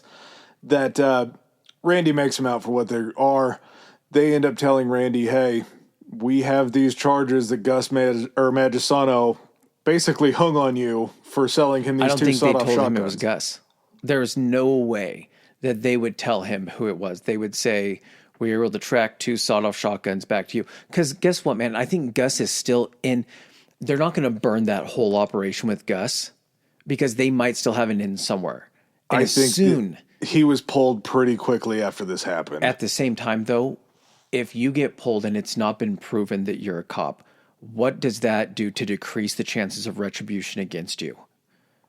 If you don't live in the area, I mean, if you were just brought in, if they can send you back east. I don't see a reason why they would tell him who they had. That information is going to be for a witness in court. They're not just them simply saying, hey, we know you made these 2 sawed-off shotguns. His mind is probably already going to Gus, but they're not going to say Gus, ratted on you. Yeah, either way, they tell Randy, we have these charges, these felony gun charges against you now. If you want to go ahead and basically be our new confidential informant and get us into these guys in Montana, we would really appreciate that. And Randy gives them the only response that Randy could and basically tells them to shove it up their ass. Mm-hmm. Randy says no. And in doing so, the ATF agents go back. They end up convening a grand jury. The ATF does, whoever they have as their prosecutor. This is going to be a federal case, so it's a federal grand jury. Federal grand jury, December 1990, indict Randy on making and possessing illegal weapons. So there's been an entire year, or a little bit more, since this went down between the last contact in November where he confronts Gus about being a cop. It's June of 1990 when this interaction with these other ATF agents, and I think it's actually Herb Byerly. Did he go out there, boots on the ground? I think it's Herb is actually. So he was Gus's handler. He goes out to speak to, because he has, that information came straight to him. Goes out. That's when Randy tells him to eat shit. And then that same month in June, they just turn right around as soon as he says that and file the gun charges. They were holding on to him just in case he would have agreed to it because those would have disappeared. Yeah. I mean, the indictment doesn't fall till December, though. So it wasn't like they were at warp speed trying to get this. They were dragging their feet. This was basically a card that they could play at any time. Correct. They wanted to give Randy a little bit of time to maybe think about things. That's exactly what I was thinking. It gives him some consideration because what you're doing is you're saying, you said no to us initially. We're proceeding right with this thing that's going to get you put away. Now, we're going to go ahead and set this out about 5 to 6 months and let you just think on this. And as the date gets closer and closer, you might start having a change of heart about giving us some information. I just find it weird that the charge is making and possessing illegal weapons. Why would it not be the sale of illegal weapons? Because maybe if you just get someone on the sale of it, let's say, so someone acquires a sawed-off shotgun, they didn't make it. They just acquired it and they go to sell it. I bet the penalty is less. So you're trying to get somebody on whatever is going to stick easier or have the longer sentence, I would think. But why not both? That's the weird thing about it is they used a confidential informant to get the sale. Gus never paid him the full amount. What if Gus paid him like $400 instead of $450? He's like, technically the sale wasn't completed. Gus is going to have some problems in court. There's going to be some issues that come up with Gus. They do know they need to arrest him, though. Yeah. But they have enough of an experience with Randy to know that this is not hey, we're just going to go ahead and drive up to the landing, and then we're going to hike up to your cabin, knock on your front door, and you're going to come with us. I hate this They so know much. He's not that kind of person. This bugs me so much. So, yeah, the property is way too hot to arrest him there. And since he's had this interaction and he's been now made aware of the indictment and everything, he stops coming down. The entire family isolates themselves. They have some friends of the family that will bring them groceries. At some point during this whole thing, another baby is born. So her name is Elisheba. Elisheba. It's not Elisheba. That's what that one guy on that podcast that I discussed with you earlier today kept saying. I think it's Elisheba. I think Elisheba is probably how it's pronounced in the Bible. Elisheba? Because we're talking about Middle Eastern. Elisheba. We're just calling her Ellie. It doesn't need to be a thing. She, I don't believe, is born until closer to the siege. Because She's 10 months. Go with, huh? She's 10 months. Yeah, so we still have to go with Randy getting arrested in quite possibly the most Bugs Bunny style arrest. Which is even crazier that so they're getting horny even after he's going through all this legal trouble. They end up driving down the mountain one day, and they see a young couple who have a flat tire on the side of the road. I think they're towing a trailer or dragging something. this trailer, yes. And supposedly the story goes, Randy says, should we stop over and help them? And Vicky says, it's a Christian thing to do. Let's get out and do this. They got the hood up because both of them are out by the hood and they're leaning over. And I think that's when they had their weapons, because they were leaned under, like, into the engine compartment. And as he came and approached him, he's like, hey, I used to work for John Deere. Yeah. I can fix anything with an engine. He turns and is like, he has the gun on him, and he's like, federal agent. And at that point, the woman has already moved her way over to the window and has a gun on Vicky. Vicky, I think, is outside the vehicle, because I heard it on more than one occasion where she was slammed down against the ground after a little bit of a tussle with the woman. She could have taken her out of the car. I heard she either was pointing it through the window, but regardless, Again, she has a gun put on her as well. The other thing is the trailer that they were hauling was just full of FBI, or full of agents that jumped out to spring this trap. So they end up arresting him January of 1991. The old broken down motorist trick. He ends up being released on a personal reconnaissance bail, which is basically, we're going to establish a bail number, but we are going to release you under your own personal reconnaissance that you're going to show up to trial again. So this is a situation in which the ATF has basically performed a sting operation, the old motorist sting. They've arrested him, but it's not so serious that they're not allowing him out on bail. He leverages the house to be able to do that. So if he doesn't show up or the court case doesn't go in his favor, they would essentially, I believe, like, lose the property. But if he doesn't show up. Correct. But that's what I'm saying, is that what this devolves into, for that to come out of a situation, an initial situation in which they were like, we can let him out on bail. That's just what shows you how big of a gap there is in the just overreaction to this. There is, but at the same time, A, nonviolent crime, and B, is Randy really a flight risk? Is he going to run besides up to the mountain? No, I get that. And what I'm saying is, I believe that this is probably the norm for these charges. Well, and that's just it, is we're talking about an area of the country during a point in time when illegal manufacturing of firearms isn't exactly the highest priority on the people that live in this area. Well, it's who you're making the firearms for, technically. Yeah, I feel like in this part of the country, any jury that you're going to get and any judge is probably going to be like, you're in here for a nonviolent crime? Yeah. You were just trying to make some money? Yeah. I like guns, too.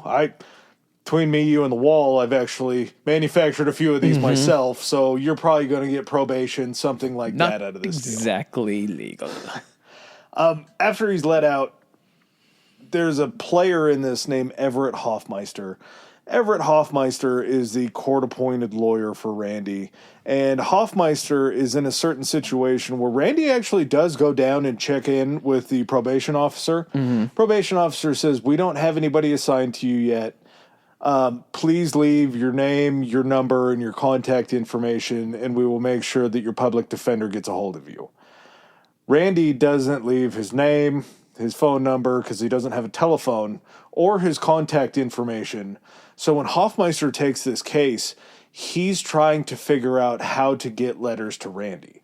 He doesn't have an address for Randy, so he has to start going up and talking to these other people who are then telling Hoffmeister, you're not going to want to go up there. He's not really going to be pumped to see you. How much do you think Hoffmeister, how much effort do you think he was really putting into this? He's a public defender, right? So, yeah, well, he tries to contact Randy via mail on January 19th, January 31st, and February 5th.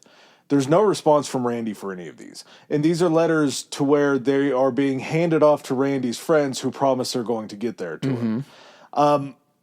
February 5th, the date of the trial changes to the 20th. I don't know. This had something to do with a federal holiday. I don't know if it was President's Day or what the shit was around February 20th or 19th, that the trial date was going to be moved from February 19th to the 20th to allow for travel. I don't know if it was like a Sunday, Monday deal, what. the change, Hoffmeister tries to send to Randy on the 5th that this has been moved back a day. Randy basically committed everything that he had to memory about this court case because he was, I think, had some intent to go down and try and fight it maybe. But he knew that the court date, he had memorized the court date was February 19th. I don't think he ever had any intention. Well, and this is where things get pretty tricky, is because Hoffmeister is trying to get a hold of Weaver. Weaver's refusing to talk to him or meet with him or anything like this. You have I don't remember if he was a bailiff. He was another court person. I think he might have been a court secretary or something like that ends up writing directly to Randy about this. And in this letter, he fucks up and he writes down March 30th or March 20th. I thought it was his attorney. It was a letter from his attorney. The one that it comes from. Keep going. So, regardless, he ends up getting a letter from someone within the court, whether a public defender's office, someone assisting him or something like that. And it says March 20th. So his name is Probation Officer Richens. So that might have been his probie officer then. Yeah, so he sends this letter directly to Weaver saying the trial starts March 20th. So they get this letter. That happens February 7th. Correct. So we're 13 days away from trial. From the actual trial. Yep. So they see this, and Randy is aware, based on when he was bailed out and everything, that the trial was originally set for February 19th. That's the date he's had in his head.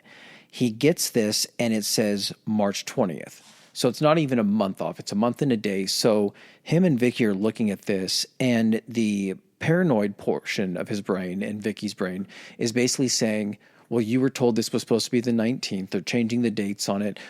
And the idea of this is actually going to be something where they arrest you. And they're changing this up because they're going to try to move against you and they're going to try to take you away from the family and all of this. They basically make the decision at that point that regardless of when the date of the case was, he wasn't going to be going. So regardless if it would have been February 19th and they were aware of it, maybe had it never changed, there was a higher likelihood. Yeah. But once it changed even a little bit and they saw that there was what they considered some fuckery going on with it, I think that they were already so hesitant about trusting the government with any of this that it was, they were already maybe 20% likely to go to that. Well, while this is all going on, these people that have a penchant for writing letters for some reason, maybe it was their only form of communication. So this Buddy, is what they don't have a phone. True. On February 7th, 1991, the U.S. Attorney's Office that was down in Boise at the time receives two letters. One of them was dated January 22nd. The other one was dated February 4th. And the first one that comes is, again, dated January 22nd, the same day that Weaver called Richens. So called him to speak to him about when this court-appointed date is going to happen. It was addressed to the Queen of Babylon. It also stated in this letter, a man cannot have two masters. Yahweh, Yahshua, Messiah, the anointed one of Saxon Israel, shocking, really, we're talking about Aryan Israel at this point in time, is the lawgiver and our king. We will obey him and no others. A long-forgotten wind is starting to blow. Do you hear the approaching thunder? It is the awakened Saxon. War is upon the land and tyrant's blood will flow. Now, war is upon the land and tyrant's blood will flow is a direct quote from what the order had written after one of their bombings. So we have her invoking some highly militarized white supremacist language down to a U.S. attorney. The second letter says, Yahshua, the Messiah of Saxon Israel, is our advocate and our judge. The stink of your lawless government has reached heaven. The abode of Yahweh, our Yahshua, whether we live or whether we die, we will not bow to your evil commandments. What do you think is going through the attorney's mind at this point? Yeah, when they're trying to build when shit goes down here, that it's going to be going down pretty quick. When you're trying to build like a psych profile of somebody like that, when you're trying to make a threat assessment and you're saying, okay, what mental state do we think that these people are in? Stuff like this, probably this in very, very particular, is going to play heavily in the minds of the people determining what threat level and what these Vicky and Randy are capable of. This moves them beyond rascals into kooks. Yes. Kooky people. Uh-huh. We've jumped a threat level from Kooks are much rascal more to dangerous kook. than a rascal. on the scaling system. Yeah, it's like hooligans, ruffians, rascals, and then kooky. What does rapscallions get in there somewhere? It's a subset in there somewhere. So the threat level has moved up. And again, we're talking about this as a gun charge. And I'm not going to mince words. I would say it's a fairly serious gun charge to be manufacturing your own kind of gun that can cause more problems. But the main thing He's modifying. It's modifying. He's not making the gun. Gun's already made. He's making a more dangerous product. Correct. So it was modification. Okay. That was being illegal. Manufacturing is what they get him on. Yes. So, but the reason this is so scary is because of Randy's alleged and probably pretty true Aryan Nation ties. So just through the 80s, April 29th, 1978 is when the Aryan Nations actually moves to Idaho. So this is when they set up their compound. Thank God they end up losing their compound. I want to say it was the late 90s, early 2000s, to where they were harassing a Native American family and threatening their lives. Mm-hmm. And they ended up being brought up on charges, and then a civil suit ended up seeing them having to sell the branch or sell the compound to pay for it to move out. So we are in a better place now. Not to say that those sympathies don't kind of ruminate around up there in certain areas. Far. Yeah, but it's not a certain compound. So April 29th, 1984, the Avath Israeli synagogue bombing in Boise, Idaho, is attributed to white supremacist member of the order Robert J. Matthews. September and October 1986, there's a series of bombings in Coeur d'Alene, which is very, very close to this area. They target this guy named Father Bill Wasmuth, who was actively working against the Aryan Nations and trying to expose them for what they've done. They bomb his house, they bomb a federal building, they bomb a restaurant, they bomb a local business. All of these bombings are tied into the Aryan Nation. 1990, there is a Capitol Hill nightclub in Seattle where a bombing plot is stopped by just a Patreon. Patreon. Join our Patreon. Yeah. This man was a patron who was there that ended up putting out a fire and allowed the building to be evacuated.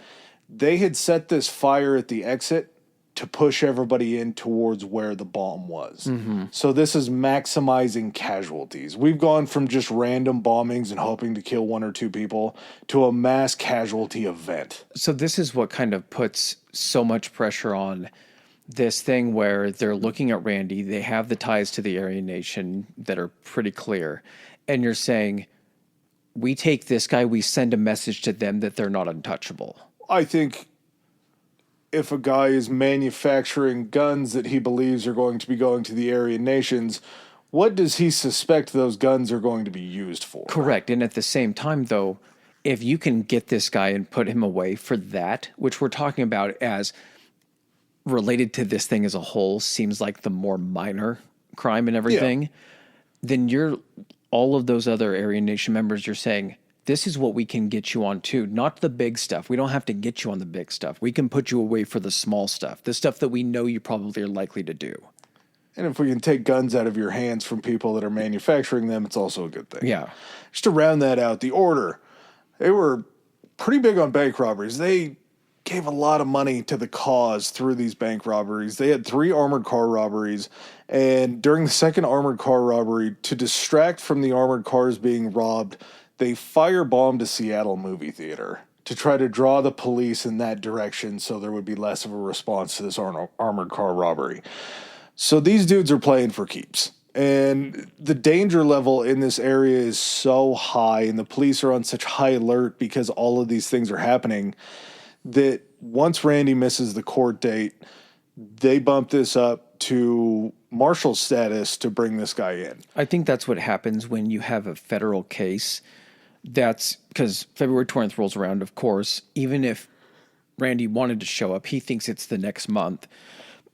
Judge issues a bench warrant. Any of those bench warrants, I believe, in regards to federal cases, automatically go to the U.S. Marshals. there is a point in time that Hoffmeister does eventually get in contact with Randy, and Hoffmeister goes on to tell him a ton of bad information. I doubt that Hoffmeyer would have been disbarred, but he should have been disbarred for this.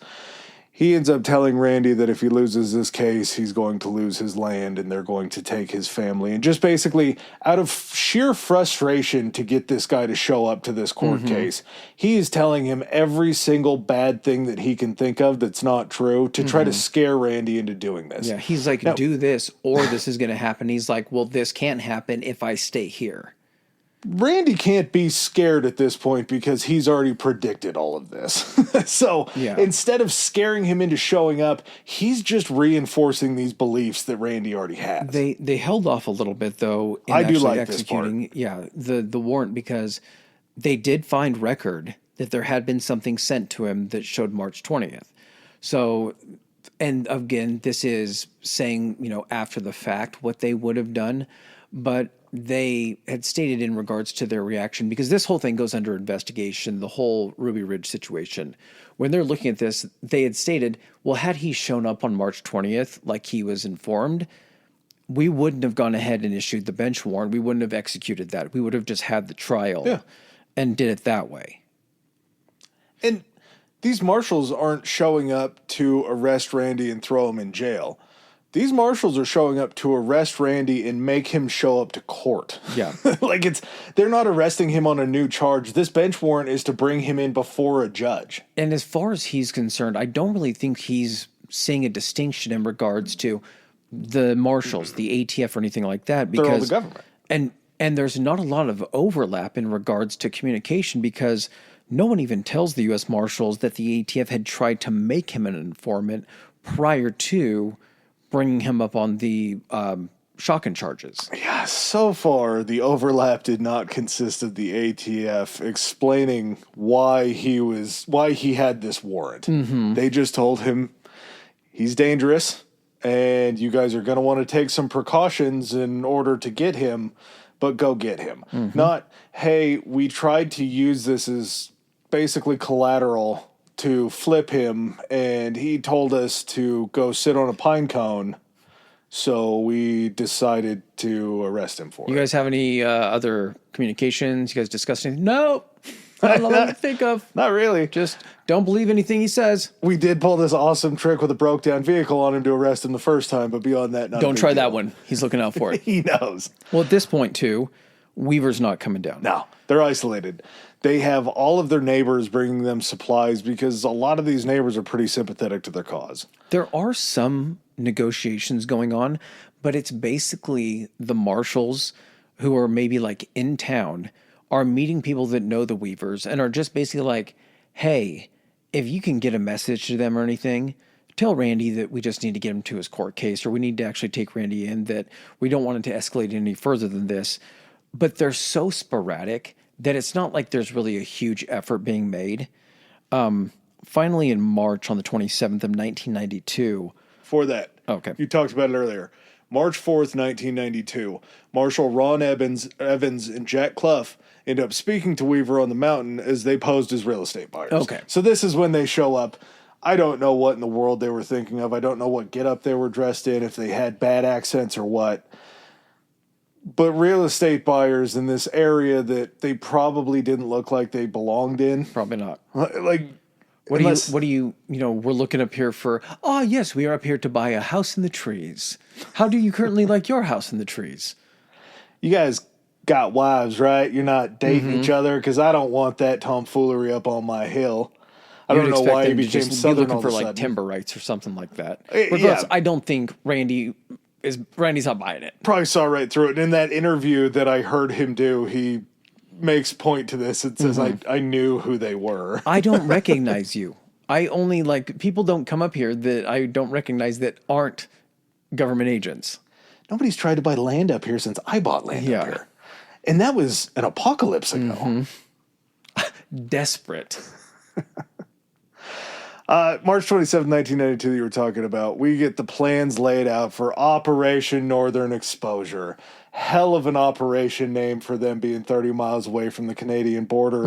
I don't know what they're trying to expose, But this plan is basically formed because everybody else is just throwing shit to the wall and people are trying to nail it up there before it falls off. And finally, one guy, I don't remember his name, says, "Hey, fellas, I got a plan. If we go up there and say that we're buying a plot of land and we buy a plot of land and then we start building, eventually Randy's going to get curious about what we're doing and he's going to leave his property alone." It's just Looney Tunes. Like, they're coming up with some Wile E. Coyote shit. Yeah. And once Randy comes onto our property up there, then we can arrest him. Before we do that, let's send a bunch of marshals up there. Let's strap some cameras to some trees that are powered through solar, and let's keep an eye on these guys. Let's see their patterns. Let's see what they're doing. Let's see what the daily happenings on the compound are going on. And the head of the operation looks around. He's waiting for anybody else to say anything. And the guy that brought this up is like, "It's probably a bad idea. I don't think we're going to go with this idea." He hasn't said anything yet. The guy running the organization goes, "Well, that's the best idea that we've had yet, so let's go with that." And Operation Northern Exposure goes in. The teams are sent up. They strap these cameras to record the Weaver property. They must not have done the best job, or the Weavers knew about this, because they were setting them up at night, of course, trying to be very, very sneaky. Sam and Harris end up running across one of these cameras and pull it down out of the tree and destroy it. So I don't know how well that one was hidden, but there was probably a lot of, I didn't put that one up there. As soon as you find that, you're going to be on high alert for just that point going forward. Yep. And these 1991 threat source profiles that Chris was talking about relied on all of this old unconfirmed data that he was talking about at the beginning of this episode. There were rumors that he was a bank robber and all of this different stuff. Nothing that had been corroborated as far as that goes. Plus, you add in all of these neighbor interviews. And these neighbor interviews become a real problem for Weaver's reputation, and maybe actually more of a safety thing, because during these neighbor interviews, they're asking, "Do you think we could just go up and have a conversation with Randy?" Pretty much every one of these conversations ends with, "If you go up there, he's going to shoot you." Yeah. And so... Why do you say that? Because I almost shot you. And I don't have an outstanding warrant or anything like that, but had I had one and you guys started walking up here, I'd have shot you. The only reason I shot you is because I had a coffee cup in my shooting hand and I couldn't get to my pistol fast enough. So as far as the information that they're gathering for these threat source profiles, it becomes pretty clear and evident that they're not going to be able to go up there without getting shot at. And they have multiple cameras, so they're still able to watch this. They have some that are stationed pretty far away. And they have different angles that there's like a repeated one or two angles that you normally see during the documentaries that give you a pretty clear area of like the clearing in front of like the front door and everything. And they're able to see that every time a vehicle comes up that road that comes up to their little landing area and then they have to walk up from there, they come out and take up like armed positions. Like there's certain areas that they will take up and be ready to like defend. Not only are they taking up armed positions, they're sending somebody down to the gate, and then they have basically backup that's cover fire that's sitting behind a boulder up by the house. And they also have stuff spread out, so they have weapons like placed in little caches and everything. Yeah, so I would say the intelligence wasn't too far off on them getting shot if anybody just tried to walk up onto the property. Then we have April 18th, 1991, the Geraldo Rivera helicopter incident. Because somehow this hits the news cycle at a time when they must have been desperate for news. This is pre-Dream Team and all that stuff, so the Olympics weren't really an issue here.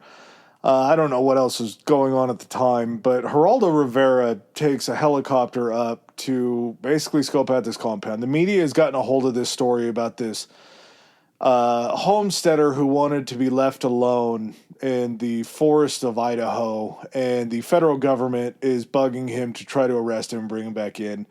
There was a lot of media that tried to get in contact with the Weavers. Randy never did a real interview. He actually only did one interview, and it was back in Iowa, and it was kind of part of the reason why they left, because he had a pretty doom and gloom Bible study going on that was meeting at a restaurant in their town in Iowa. Just him going, "You're all gonna die." And after this article comes out, he doesn't want any pictures taken of him because, again, graven images is something that the Old Testament frowns upon. So they just put a picture of a Bible with a bunch of bullet holes in it. And apparently this article scares off a lot of the local townsfolk because Randy was very honest about his beliefs in this piece. Yeah. So he knows that maybe talking to the media is not great. Geraldo does what he can do. Back when his mustache was bigger than the rest of his face, they're up there in a helicopter. Sorry, I can't let you on this chopper. You're going to need to shave that mustache. And allegedly, they start hearing gunfire.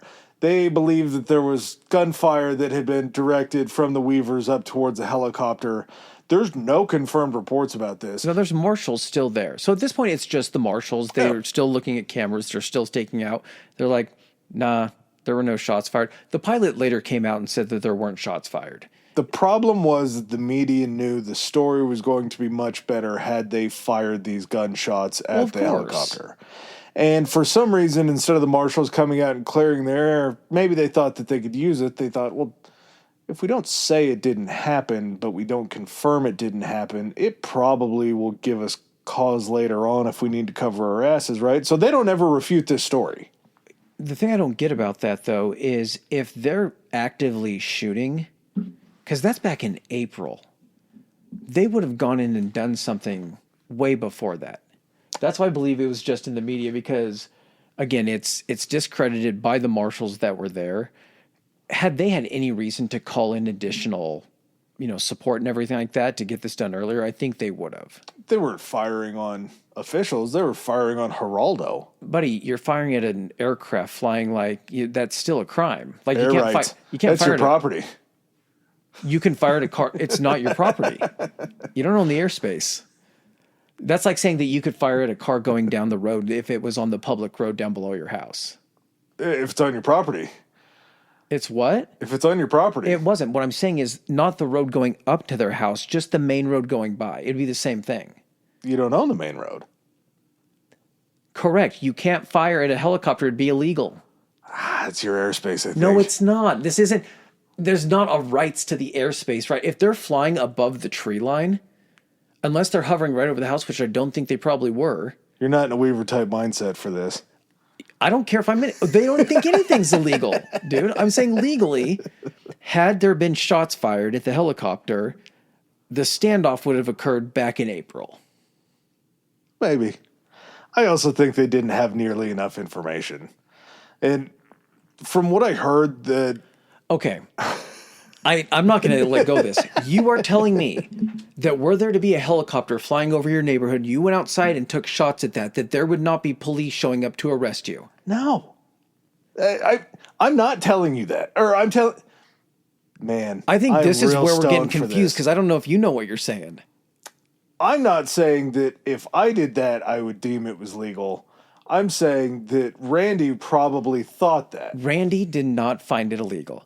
Randy didn't find anything illegal. Yeah. Randy does not know the laws. What I'm saying is that had the marshals, when Geraldo reported that they had been shot at, had that been factual, the marshals would have confirmed that, and the siege or them trying to get Randy out of there would have been much more expedited because he started taking shots at a helicopter in the air, discharging rounds into the air. That's what I was saying.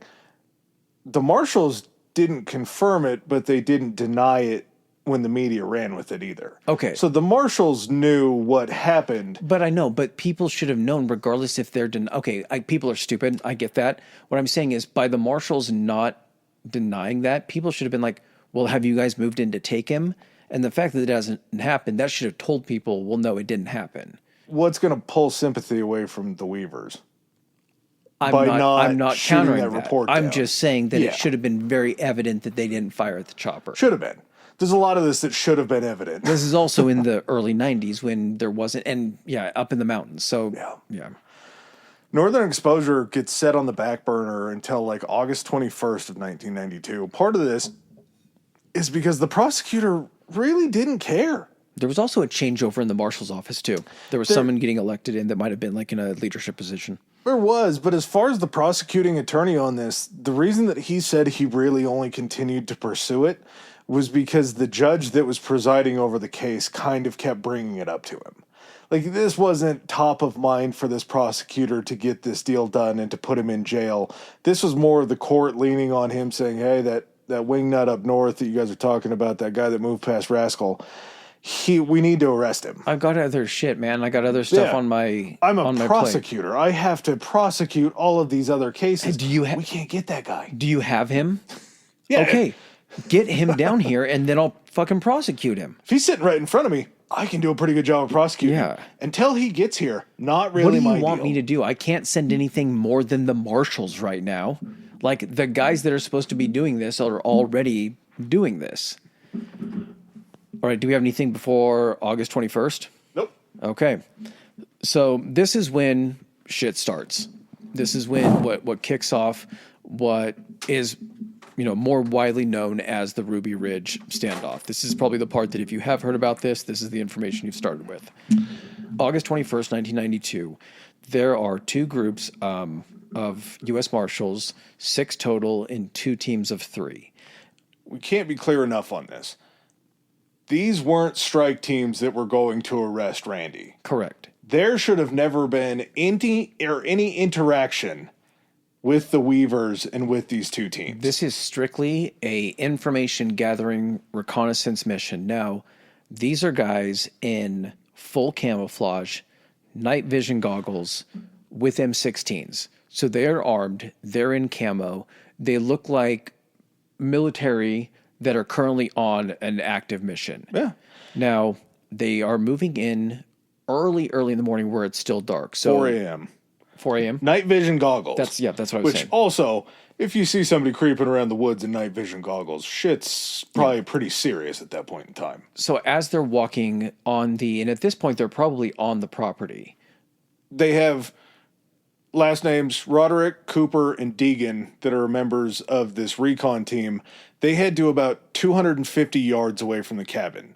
You have Hunt, Thomas, and Norris, the observation post team, that are up on the ridge north of the cabin. So there's like a Y in the road. Yep. So they all walk together. They get to a Y. The observation post goes up to the left. The other guys, it kind of goes straight and to the right. So as they're getting closer to the cabin, again, they're not looking to start any shit. They're just trying to kind of get an idea of what like a reaction might be if they do have to move up there or if they do have to make an operation where they have to sneak in. Now, this to me, from this point on, this is just when the clowns start climbing out of the tiny car. Yeah. This is when it all, like, bad decisions start this entire thing. So and I think it's Roderick that does the rock thing, right? Yep. They know that they have a dog because they've seen it on camera. And Roderick is like, well, we've seen the dog freak out when someone starts a car, like on an adjacent property or something. But we want to see how close or like what sounds can be made or if the dog will respond to anything else. So as he's sitting there, he does have the cabin in sight and he picks up a rock and he throws it like into a dry creek bed. Nothing happens. So he picks up another rock, goes and chucks it into the dry creek bed. Of course, rocks hitting other rocks and everything. It's going to make quite a bit of noise. Dog comes out of the house. And as the dog comes out of the house, of course, it's going to go to the area where the sound was. I believe it was a golden retriever named Striker. Lab. A lab named Striker? Lab. Okay. So as the dog comes out, it's not like he's thrown it down at his feet. He's chucking it a decent distance away. But dogs have good fucking hearing. You even snap, and now it's quiet. So they're just frozen. They didn't plan on getting out of there. They're just trying to watch and observe. Well, because the dog starts barking, what happens after that? Kevin Harris, Sammy Weaver, and Randy Weaver all come out with their guns. And they end up taking off after the dog to find out what's going on. There's multiple tellings of this, and it's because it comes from the recon team and it comes from the Weavers. Some of the stories say that the dog reacted to a rock. Other stories say that there was a car that was fired up near. It's both. That launched Striker out. So what ends up happening is he comes out of the house with the rock. As the dog's coming out and going to the location where the rock's at, and they see the guys coming out too, they're following the dog. Roderick's like, we need to go ahead and move back and everything like that. So they start shifting their position. And as they get out toward that Y, a neighbor starts a car. Bad timing. All-time bad timing. in the same direction that they are, but back behind them. So then the dog turns its attention and starts running that way. And because it's running to the sound of where the car's at, they're also making a little bit of noise moving through this trail, possibly underbrush, something like that. And a scent. And exactly. And a very foreign scent, 3 of them. All of a sudden, as the dog runs out, and now Roderick is there, Cooper, I think Deegan might have been hidden, or they're trying to kind of lay low. Right behind the dog, or just a little ways behind the dog, is Sammy Weaver, and Kevin Harris. Randy had actually split up from them and taken kind of like another path that kept him up a little bit higher, but would bring him down kind of near the Y. And so all of a sudden, you have 3 U.S. Marshals, full camouflage, M16s, and you have this dog running out, and this kid and this other guy behind him armed, and you have this standoff that stuff has to happen in an instant, because I think the dog probably, I don't know if Roderick gets spooked by the dog, because the way the dog was shot, it doesn't make a lot of sense to me. And we'll get into the deviations of the stories because everybody tells a different side of the story. The recon going into this, we'll get back to that. I want to drop this recon nugget because I find it fascinating how much these cameras picked up. Judging by the recordings they took, they surmised Randy carried around, he was armed 70% of the time that he was on film. Mm-hmm. Vicky was armed about half the time. 25-year-old Kevin Harris, about 2/3 of the time. 16-year-old Sarah was carrying a firearm about 30% of the time. 10-year-old Rachel was carrying a firearm about 30% of the time. 14-year-old Sammy about 80% of the time. So odds are Sammy and Harris peeling off are going to be packing. And at this point in time, Sammy, I believe, had a sidearm and he had a rifle. They wouldn't have left after hearing the dog barking not armed. That wasn't going to be an option, regardless of how often they'd been carrying around the house or around the property. They hear the dog barking. They found a camera earlier. Like you said, when we were talking about, hey, the way that they tell it, they thought the dog was onto an animal. They thought like a game animal or something like that. At the same time, from the perspective of hearing the dog, they're probably going down to see what it is, but they're preparing to be armed to defend themselves if it is what they think it actually was, or if it turns out not to be an animal. And that's the massive problem that I have with Randy, is he knows that they're surrounded in a sense by these marshals that have put up these cameras. And he sends his son and Kevin Harris after the dog and goes a different route. I feel like when he says they were going hunting, or they thought that they were tracking a game animal, this is maybe more of him trying to not take any sort of blame for sending his son down to where there was a greater than 50% chance that they were going after marshals or somebody who intended to hurt them. They hadn't been in that situation before, so I don't know what to make of that, the guess on that. I got to think any time the dog barked after they found that camera, there was a sense in the back of their head that it could have been. Correct, but how many times did that dog bark every time a car was started up? How many times did that dog bark at an actual game animal that had been there?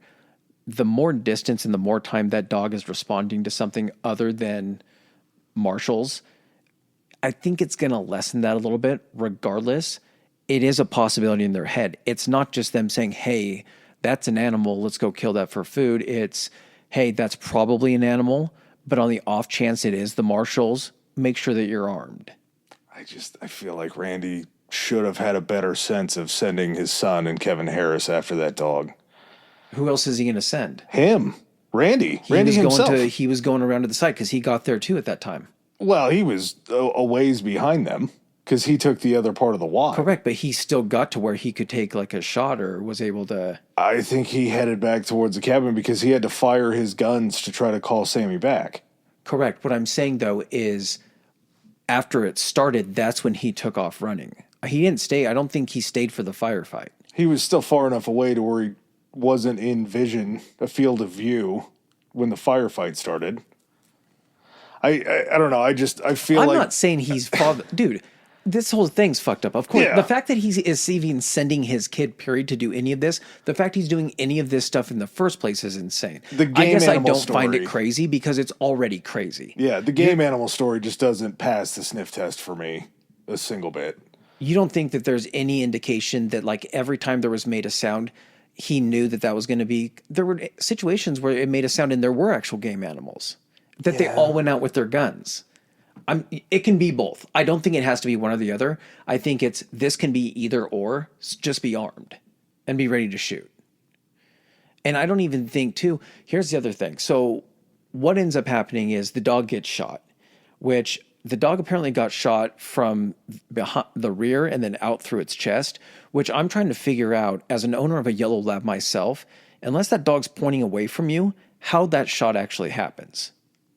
And it could be something to where that dog was pointing towards one of the three and the one behind shot at the dog. It depends, because I think they were still along at least a little bit of the same kind of line where they were hiding from the way it sounds with the firefight. Regardless, it could have even been a situation where the dog ran at him and then turned around as soon as it heard Sammy saying something, and the guy could have shot the dog. Well, and this is, I have to say, for as few times as I would take the Weaver story, I just got done talking about how I didn't believe for a second that Randy Weaver sent them after a game animal. Mm-hmm. I think their side of this is a lot more accurate. Probably. Because from the Marshals' telling of this story, they popped up. All three of them identified themselves as U.S. Marshals, and I just don't think they did. Regardless, even if they said that, they popped the dog. Yeah. It's a 14-year-old kid who just saw guys, not in Marshals uniforms, in military uniforms with M16s that just shot the dog. He has been led to believe that they're here to take his father. That's what he's seeing in that situation. He's also just seeing that they killed his dog. I don't think the father thing is played into it. I think a 14-year-old kid just saw somebody shoot his dog because he allegedly says, "You son of a bitch," and then starts firing. I think that's on both sides of it. I think that's how Harris calls it, and I think that's how the Marshals call it. What I'm saying at the same time is, before this situation, even with the dogs occurs, what has he been taught to believe regarding the law enforcement? And if he sees them, what are they there for at that point? Anybody that he doesn't know, just any stranger. They don't even have to be wearing camo. They're there to take his dad. Exactly. And so not only that, that's going to make him jumpy as fuck. But then all of a sudden, he just saw an example of what they're willing to do to his dog. Yeah. What are they going to do to his dad? So I don't think he fires his gun unless they killed his dog first. 100%. So Sammy ends up cracking off a couple shots at these three guys who, regardless if they just identified themselves as U.S. Marshals, they don't fucking look like them. It's a 14-year-old kid who's been homeschooled, and it's probably been homeschooled in a very specific way to paint a very specific vision of who the enemy is. There's some psychological fuckery going on with that. Well, at the same time, we haven't even explained Kevin Harris being 25 years old was somebody that came from a broken home and was basically in a situation where he was not going to be orphaned because both of his parents died, but just they didn't care about him. He was starting to get into trouble, and the Weaver family brought him in. He was living on the compound kind of part-time, but towards kind of his 22, 23, 24, 25 is when he basically moves in with them full-time. Mm-hmm. So Kevin Harris is somebody who has a lot of respect for the Weaver family and is willing to die for them.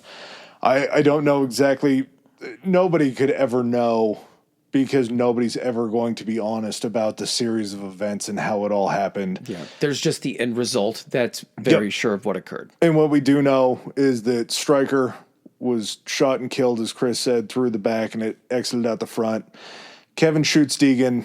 That was proven through ballistics. Roderick was the one that shot the dog.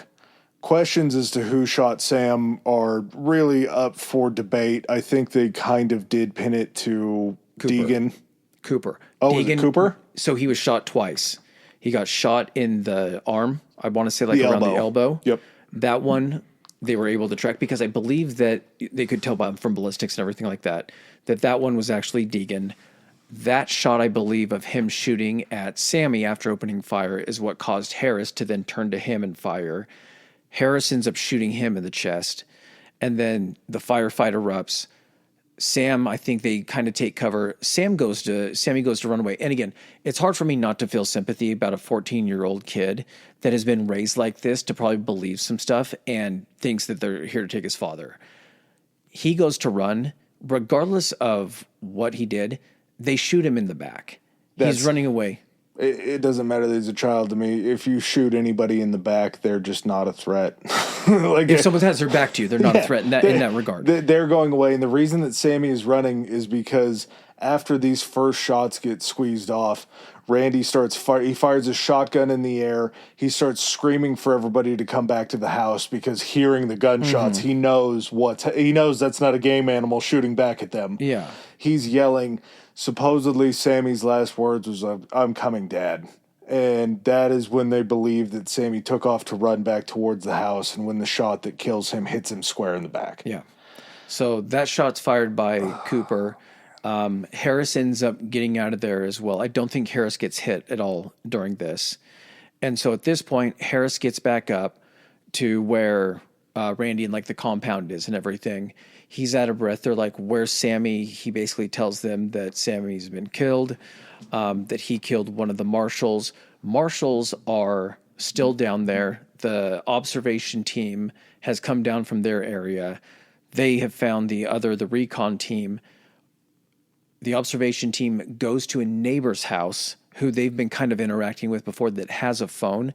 And the lead guy, I can't remember what his name is, he's like, you need to call the sheriff. You need to get people out here right now. I believe that's Hunt.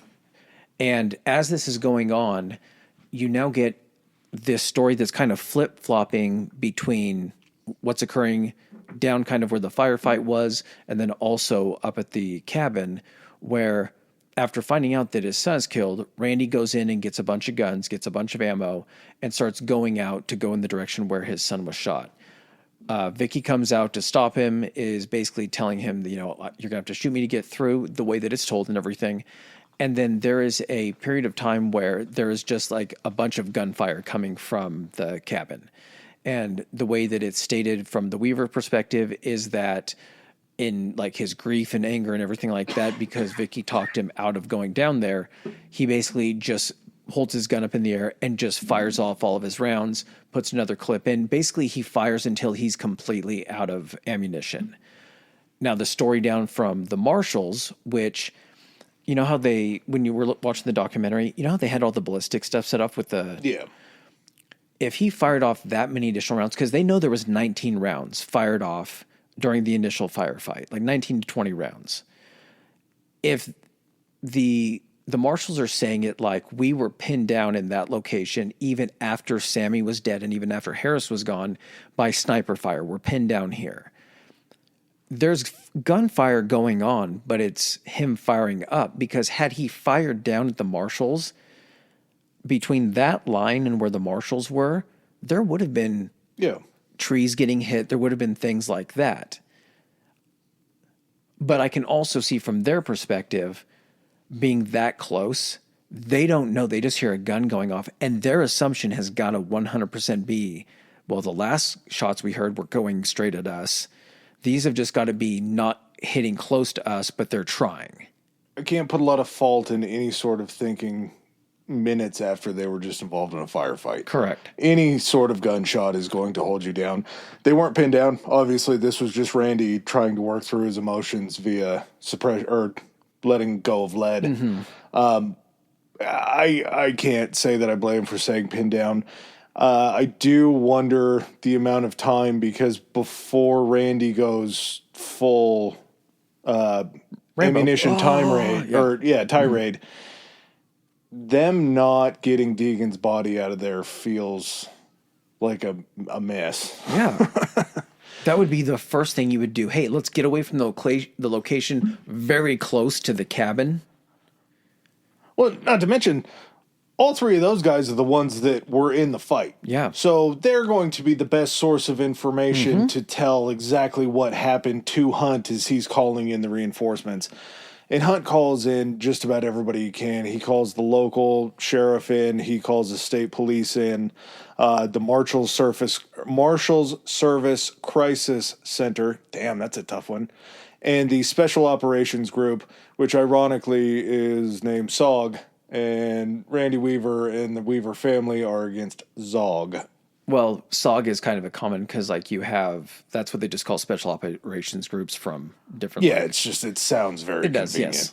Yes. So, did you say, okay, so Idaho State Police, county sheriffs, and the Marshals Special Operations. And then the Crisis Center. So all of the... Is that the FBI? The back end shit that they're bringing in and setting the tents up. Oh, gotcha. That's the mobile crisis center to set up. Gotcha. The FBI ends up sending a hostage rescue team from Quantico. During this time frame, this same day, Randy and Vicky are able to bring Sammy's body back up to the house. They put it in the period shed. Yeah, the period shed. I feel horrible saying the period shed. I know. Sorry, I couldn't think of another name for it. But put him in there and basically kind of like strip off his clothes and they kind of like wash him and everything like that. I think they're doing some type of like... They're preparing him for burial. They're purifying his body to prepare him for like burial. More Old Testament type stuff. Yep. And so this is day one that this has occurred. What a long day. Yeah, what a long fucking day.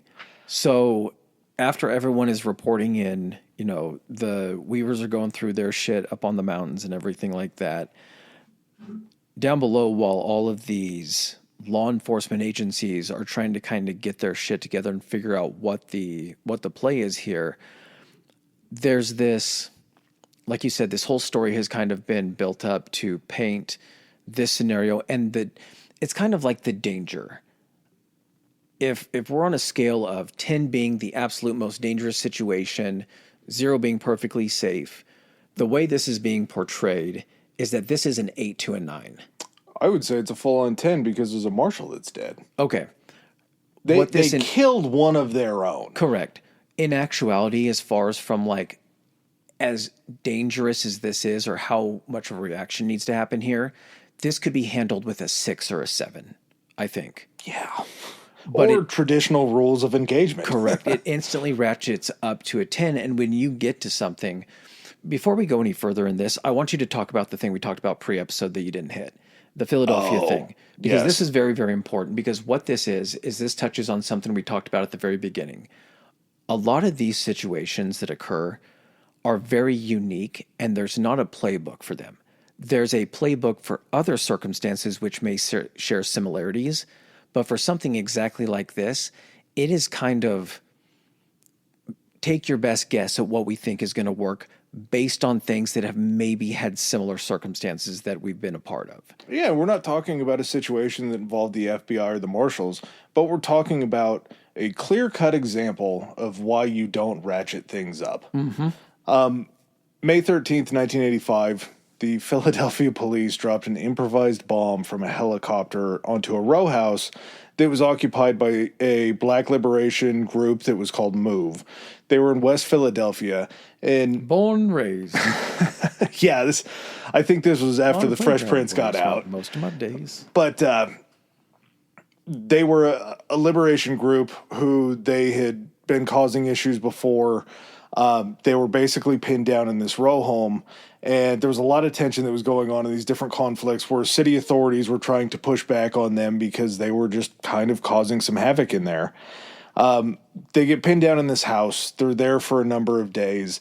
They've gone through the motions of firing tear gas into the house and then actually taking water hoses and busting the windows out of these houses, just really trying to cause a lot of chaos within this organization. You didn't mention this part. I forgot to ask. Were these people had these people committed like murder or anything like that? Not murder, but they were involved in some bombings and some order type activities. So there had been violent crime committed. Yeah. Okay. I was just wondering if this was like a shoplifting overreaction. No. And there had been an incident that had happened before where there was a previous standoff where they said that they would basically come out and surrender if one of the members of the organization that had been arrested was able to be shown to them, because there were reports that he just got the shit kicked out of him after they arrested him. Gotcha. And they thought, well, the police would never bring out somebody that they've incarcerated to show us. Mm-hmm. And then all of a sudden the police did.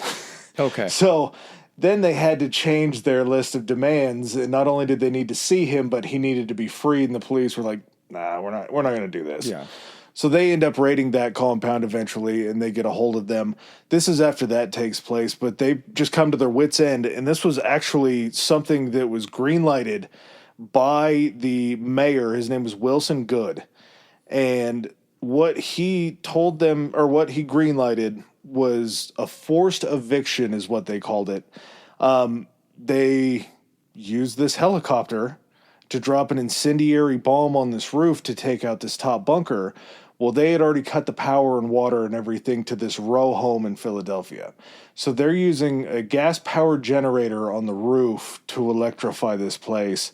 As the bomb hits, it lights the gasoline on fire. The gasoline fire then spreads all throughout the house. The police hold back the fire department from putting this fire out. The fire all of a sudden gets out of control, and it ends up resulting in killing 6 adults, 5 children. It destroys almost 4 blocks worth with 64 homes that left 250 other residents homeless. It's not like stopping to take a beat and really think the decisions through. And it just continues. And we're talking about a time years before this happened, in the 80s, to where you've seen what a 10 looks like. Yes, you've seen what rash decisions and overreactions to something can actually do. Well, also at the same time, not to pull race into this, but that's a black liberation group that happens to. Yeah. And now we're dealing with a white supremacist sitting on top of a mountain. Mm-hmm. So this is like the one time in history that the government's looked at a situation and they just don't see color. Yeah. Well, they're not firebombing it because there's also kids inside, and apparently yeah. So, like you were saying, an unprecedented situation calls for unprecedented rules of engagement, right? Because the normal ones just won't suffice. This is so frustrating to me because, again, I'm not a rules of engagement absolutionist, but I feel like rules of engagement are put into place that can be used in every situation because they're just common sense. Correct. And during the flight over, they have this discussion about changing the rules of engagement before the flight takes off with this HRT, this hostage rescue team. They actually get updated and put into play while the hostage rescue team is on the flight. And these are the rules of engagement for them. The rules of engagement that are set state, if any adult in the area around the cabin is observed with a weapon after the surrender announcement has been made. Surrender announcement has already been made. Mm-hmm. This was a blanket statement used by a bullhorn to let them know that they had to surrender. Deadly force could, and this is nuts, could and should be used to neutralize the individual. If any adult male is observed with a weapon prior to the announcement of deadly force, can and should be employed if the shot could be taken without endangering any children.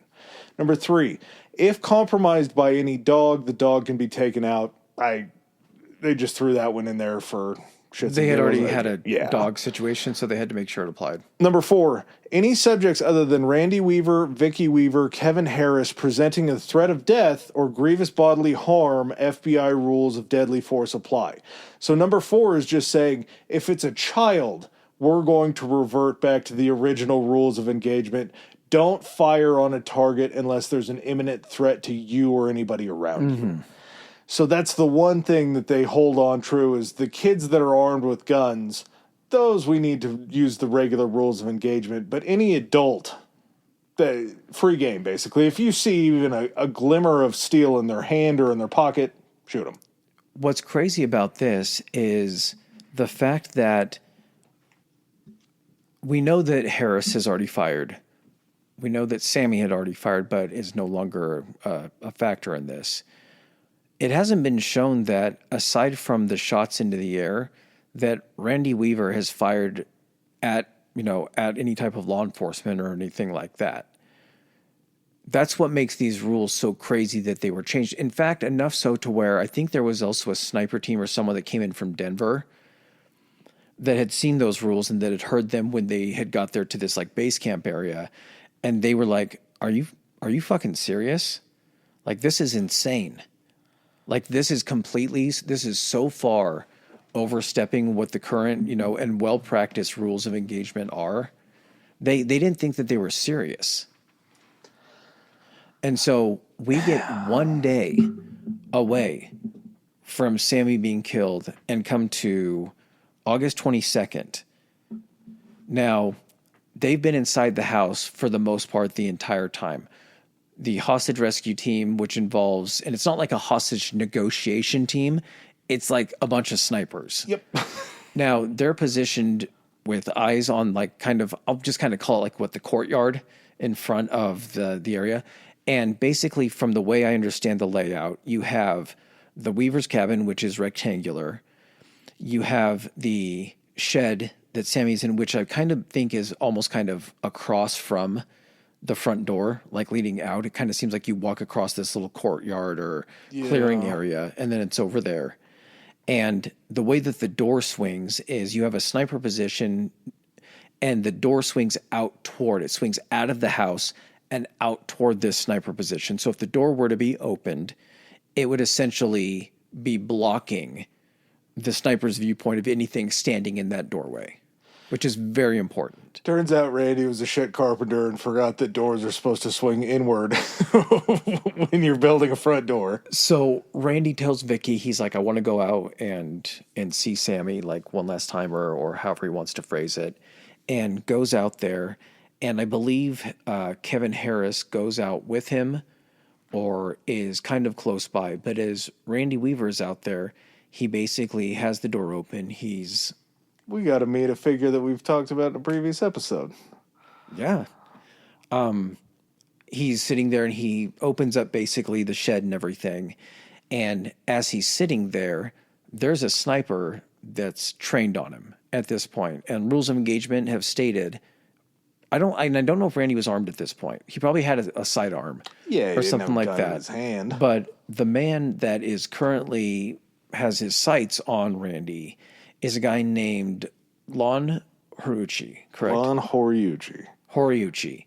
And Lon Horiuchi is someone that we had talked about back in the Waco episode. Crazily enough, the time frame between Ruby Ridge and Waco, isn't it like... The Waco siege is going on during Randy Weaver's trial. During his trial. Lon Horiuchi was also present as a sniper in the hostage rescue team at Waco. Now, that might not be super surprising in the sense of like, well, they had hostages at Waco. There needs to be a hostage rescue team and everything. I guess the question is, did we not have like many of them? Was there only like very, very few of these guys? I believe they said in total, the hostage rescue team snipers, there were 57 of them. That's a pretty big number. 56 would probably suffice at Waco, right? Correct. Especially if the 57th one did some very stupid shit at Ruby Ridge. Yeah, and you're putting them in a position where they could potentially do some more stuff. So this guy's sighted in on Randy and goes to take a shot, but at the last moment, Randy kind of moves because the guy's aiming right for his back. He moves, and I believe he takes one not in the hand, but kind of in the shoulder, and then it comes out through his armpit, right? Mm-hmm. So he's hit. They hear the shot go off. Randy turns to run, and as they're running, of course, the people in the house hear the gunshot and everything. They know that Randy's coming in the house, and as he's running, Harris is kind of like behind him, right? Sarah was out on the porch. Let's just get the official story out so we can try to start clearing Lon Horiuchi's name that we'll never be able to do. Mm-hmm. The official report is that there is a helicopter up above, and as the helicopter is hovering up above, Randy's out there, Kevin Harris is out there. There's a latch at the top of the door of the shed that contains Sammy's body. Mm-hmm. As he reaches up to grab the latch on the door to open it up, Horiuchi said that he believed that Randy was taking aim and getting into a position to fire on the helicopter above the house. Yeah, but he wouldn't even have to use that excuse, right? Because of the... But where do we hear about a situation where it was believed that they fired on a helicopter before? Well, yeah. So that was maybe a little bit of cover for this story, because it's all very convenient that there's another helicopter. I know, but why is Randy even going out there while there's a helicopter in the air that it's that close? I don't know. This was a story that I heard Randy tell during this interview. Okay. So, as you said, the shot enters through his shoulder. It comes out his armpit. Vicky swings the door open, yells at them to come inside after hearing the gunshot go off. Sarah's outside. Randy gets to the door first. Randy goes through the door first, followed by Sarah, followed quickly by Kevin Harris. Now, Horiuchi's vantage point is cut off going into the cabin by the door that is swung open. Correct. He's almost like 90 degrees from the door. He's basically, when the door is open at 90 degrees, he's looking at the door broadside. He's looking at the right-hand side of the house broadside, but up and level with where the door and like little porch are.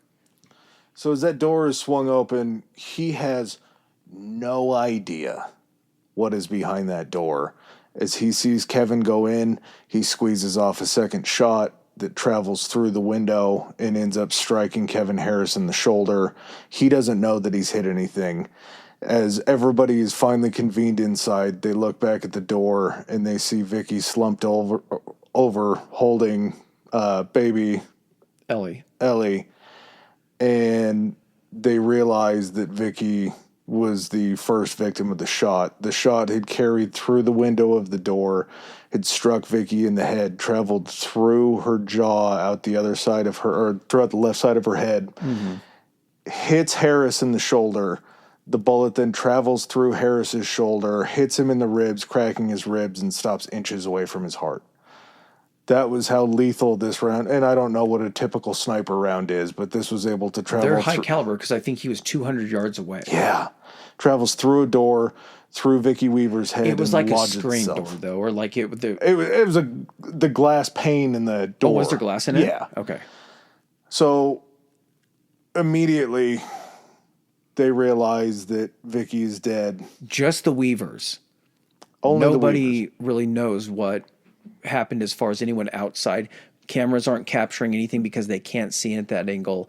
But during the court case, it is brought to the attention of the court and to the jury and everything that after the shot was made, even from the location where Horiuchi was, you could hear about a 30-second period of just screaming.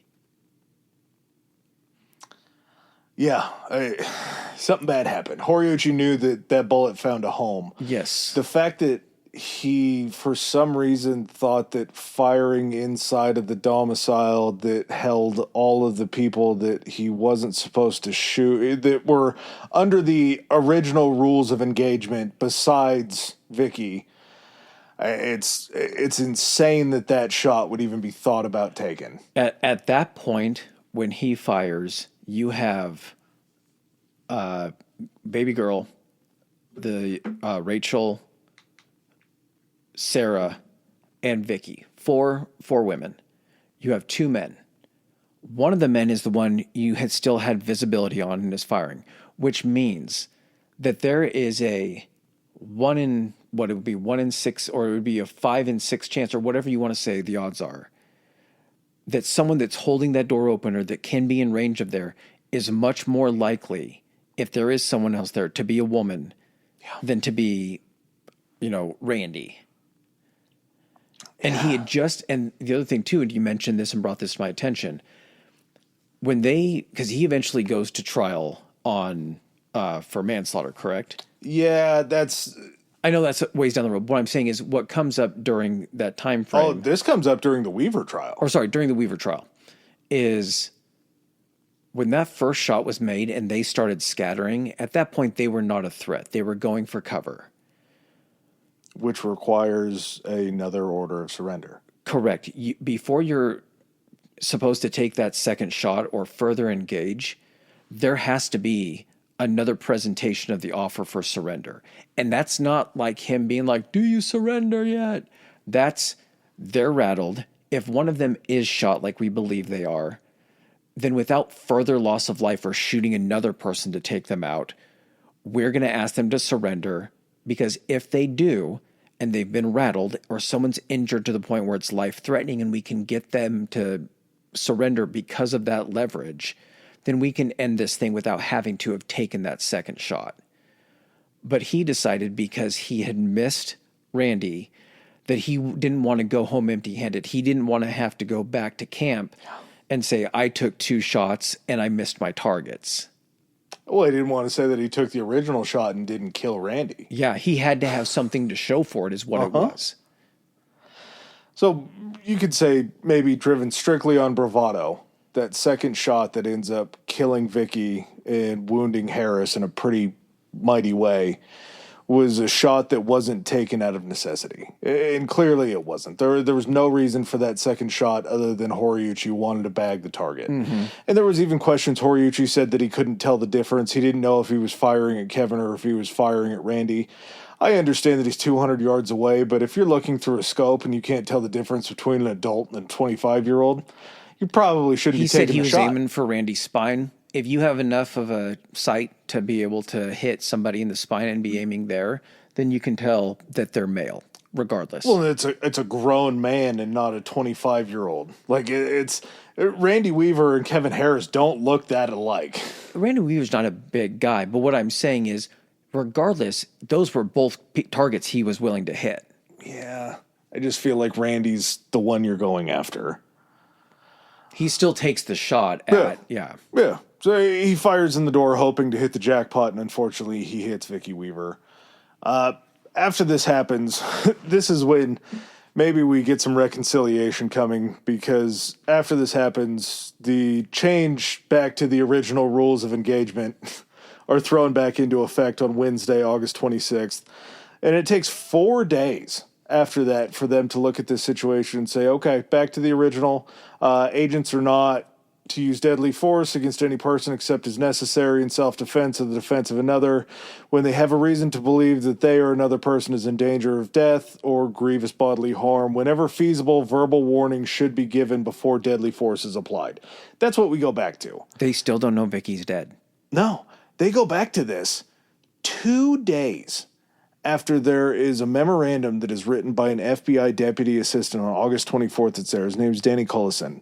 He writes down this memo, and it's actually recorded in a report that they got in 1996 when they were going through these congressional investigations. He writes this down. Something to consider. Point 1, charge against Randy Weaver is bullshit. Point 2, no one saw Weaver do any shooting. Point 3, Vicky has no charges against her. Point 4, Weaver's defense. He ran, and this is Sammy Weaver's defense at this point in time. He ran down the hill to see what a dog was barking at. Some guys in camouflage shot his dog, started shooting at him, killed his son. Harris did the shooting. He's in pretty strong legal position. So even if we can bring Randy in for a murder charge against a marshal, his son's dead. Mm-hmm. We can't charge him. Randy has a pretty solid case that we can't pin any murder charges on Randy. Yeah. So for right now, all we have Randy on is the manufacturer of an illegal weapon and we just took sniper shots at a guy who sawed off 2 shotguns. That's where we're at this point. Yeah. And that report is written without the knowledge that they had just killed Vicky Weaver while holding her 10-month-old baby. Mm. Now, they don't know this for a while, because as negotiators come in and they're trying to get them to come out of the house and everything, they're asking, and they come to the determination that Vicky seems like the one that's more maybe kind of the brains of the operation, or more likely to get Randy to be able to do something. So they switch up their tactics, and on the loudspeakers, instead of speaking to Randy and telling him, hey, Randy, come out, we just want to talk, save your, your family's in danger right now, just the hostage negotiation stuff. They start addressing Vicky. hey, Vicky, we're making pancakes down here. Wouldn't the kids like to come down here and have some pancakes? You guys will be safe down here and everything. We can work this out. And they're continuing to present this kind of stuff. And inside the house, they have no idea. They think it must be obvious that they know that they had killed Vicky. And they're psychologically just torturing the fuck out of them by being like, we're talking to Vicky. We're talking to Vicky. And she's sitting under the fucking dining room table. With a sheet over. When she was shot, there's interviews with Sarah. When she was shot, Sarah got hit in the face with pieces of her mom. Yeah, they were pulling pieces of Vicky off of the baby as well. And not to make light after such a fucking shocking thing. One of the things that they did was they ran an armored carrier up to the front of the house. Like an APC that they'd gotten from like the Idaho National Guard or something like that. They then release a robot. Now, I'm not sure where technology was on Randy's scale of evil, but this robot had a shotgun attached to it. Mm-hmm. And this robot rolled up onto their porch and it dropped a telephone off. This telephone was going off and ringing every 15 minutes. Wired. Everything is wired. So when they first came up there, when they ran that phone... Did I say wireless? No. Oh. It was wired. Yeah. So when they dropped that off, they had to, in the armored personnel carrier, had to run a mile-long cable back down the hill with them so that phone could stay there. So they're continually having this thing ring on the loudspeaker. You know, you have, like you said, the robot with a fucking shotgun makes the delivery, and they're continuing to try to address Vicky to get her to come out and talk to him. That's the ringing mental torture. The Vicky thing's a whole nother level. I can't really put the Viking thing on them. I understand the mental torture, and I totally understand the Weaver side. I don't think anybody had any idea. No, I'm not saying they didn't. But what I'm simply saying is that from the Weaver's perspective, I'm not even saying Randy's perspective. When I say the Weavers, and I'm talking sympathetic like this, again, Randy lost his wife in that situation. Horrible. Nobody should lose their wife. Horrible. Were his actions a contributing factor that put her in that situation? 100%. So that blame does have to be on him. Those kids have no control over that situation. And for them to be part of something that fucking gruesome, that will fuck you for life. And then to you, that is the most obvious thing that just how do they not know? They're able to get a fucking robot with a phone up there. You think they don't know that they just killed her? And now they're sitting there mocking you.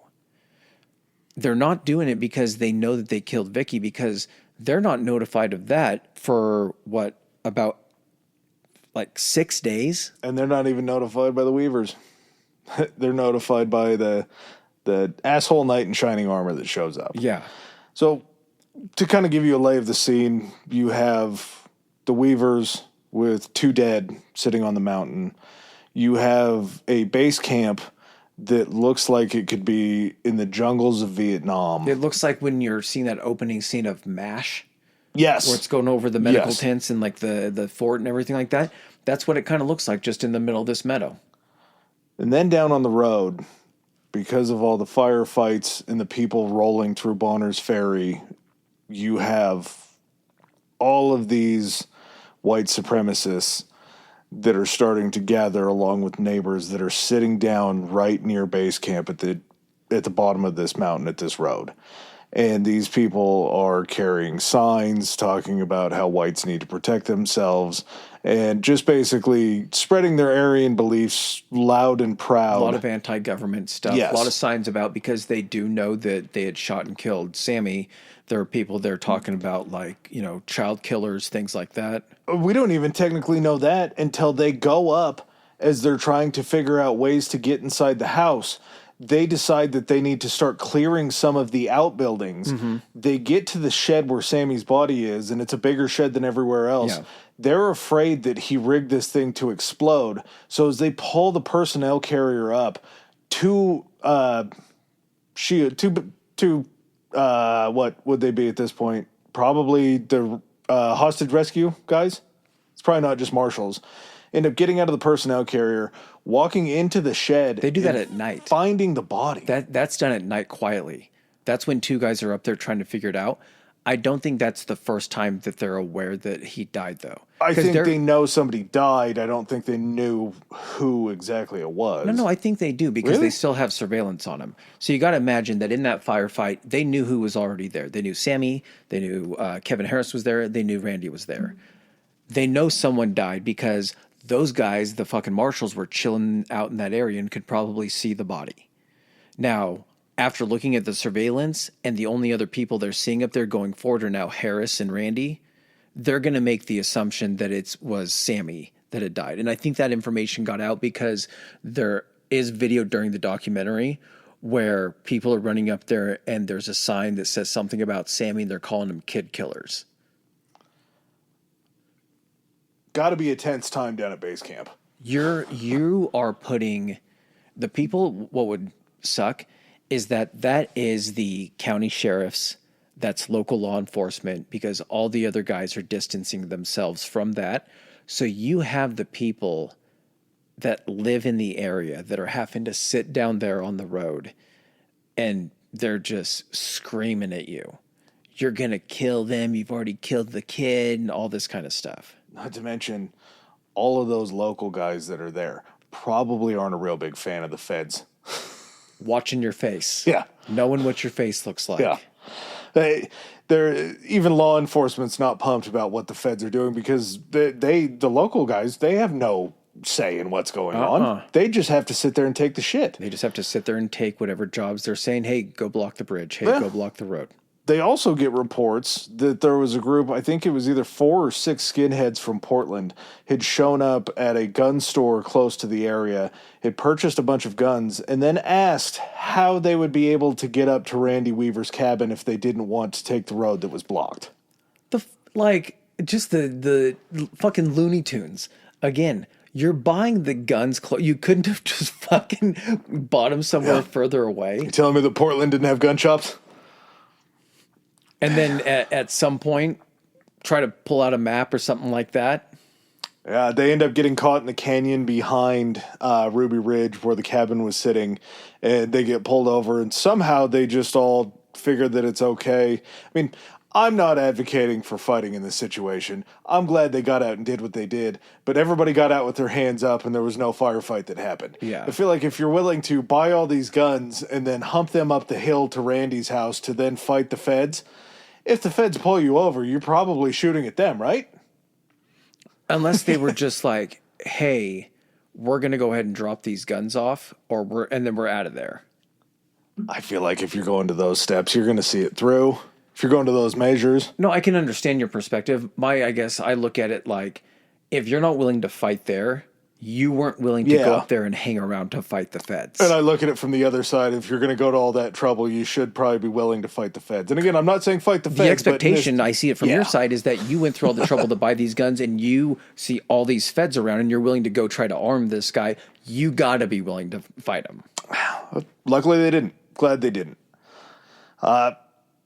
These attempts through the bullhorn just obviously fail because they're so far away as they're talking to the Weavers through the cabin doors.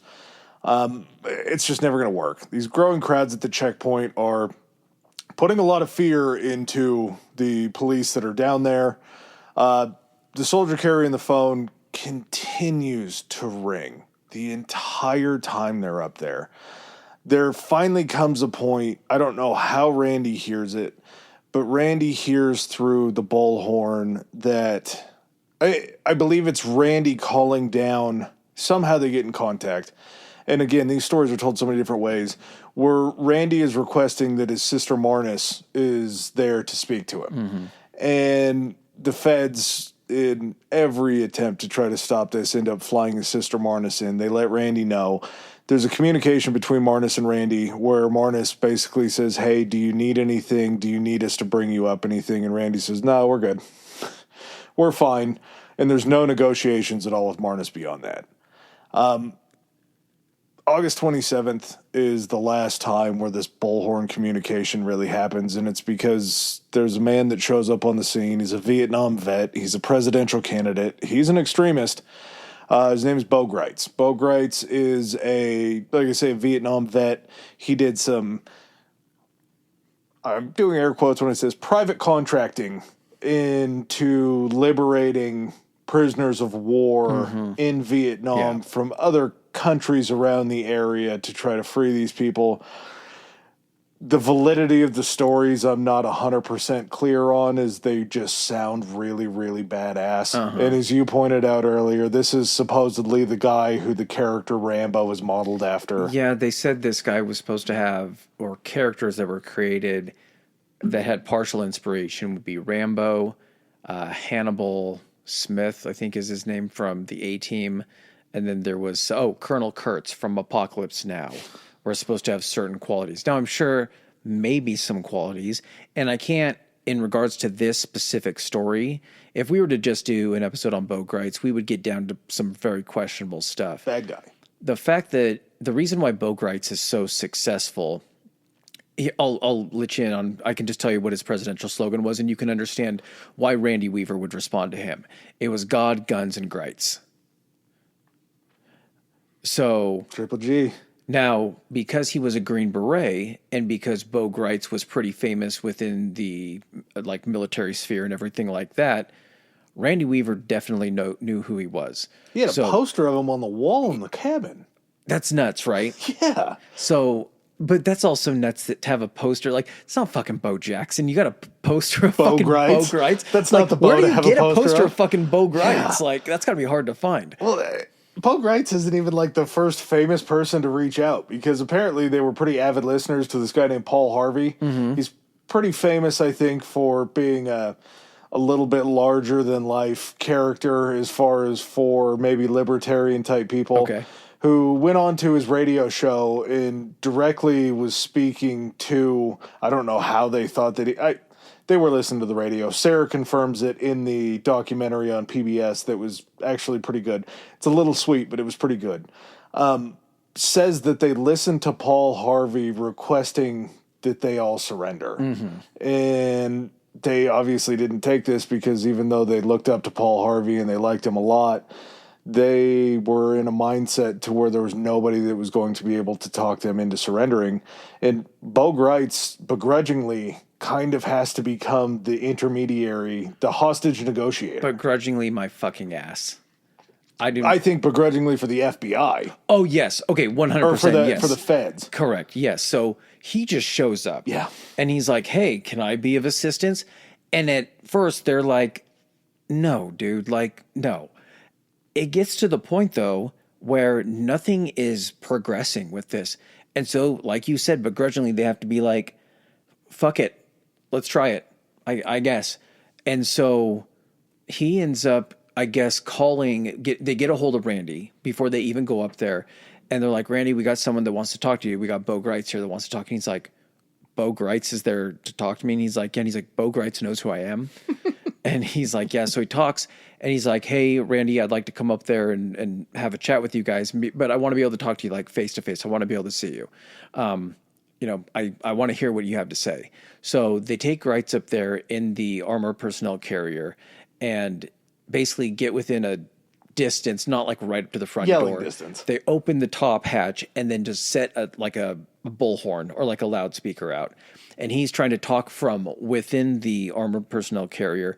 They can't hear shit what's going on. So finally, and again, this is the story that Bo Gritz tells it. I'm not sure exactly how it occurs. But he basically decides, he's like, I can't talk like this. And so he ends up getting out of the armored personnel carrier and tells the guy's like, he can take a shot at you. And he's like, I've been shot at before. And so he gets out, and out of a window, Randy can see him and they're talking. He's like, Bo, is that really you? And he's like, yeah. And he's like, basically telling him, hey, what's going on? Like, you got a lot of people like worried and everything like that. And at this point, Randy just comes out and tells me, he's like, they killed Vicky. And they're trying to cover it up. Yeah. And they're trying to cover it up. Because at this point, again, he's been hearing nothing for the last few days, but Vicky, come get the kids pancakes and everything. And I'm not making the pancake shit up if that sounds really random. It's them basically being like, trying to also get through to the kids and have the kids hear them and be like, we have food down here. Like, you guys can't have a lot of food. Come take care of your kids. It sounds like the worst hostage negotiation line that you could give. Like, it's desperation. But at the same time, if you're speaking to somebody that's in a desperate state of mind already, it's enough maybe to swing emotions, not understanding how radicalized everybody in that cabin became as soon as Vicky You're died. banking on the kids being like, Mommy, we're so hungry. Like, can we please go down and get it? And have that and that preservation of your children's life overrule your desire to keep resisting. They didn't realize that all the children in the cabin were loading up guns ready to go out there fighting too. Had the 10-month-old, had baby Allie been able to hold a gun, I imagine she might have had one herself. So he finds out about this, and as Bo finds out that Vicky is dead, the conversation just kind of ends there. And Bo, I'm so sorry and everything.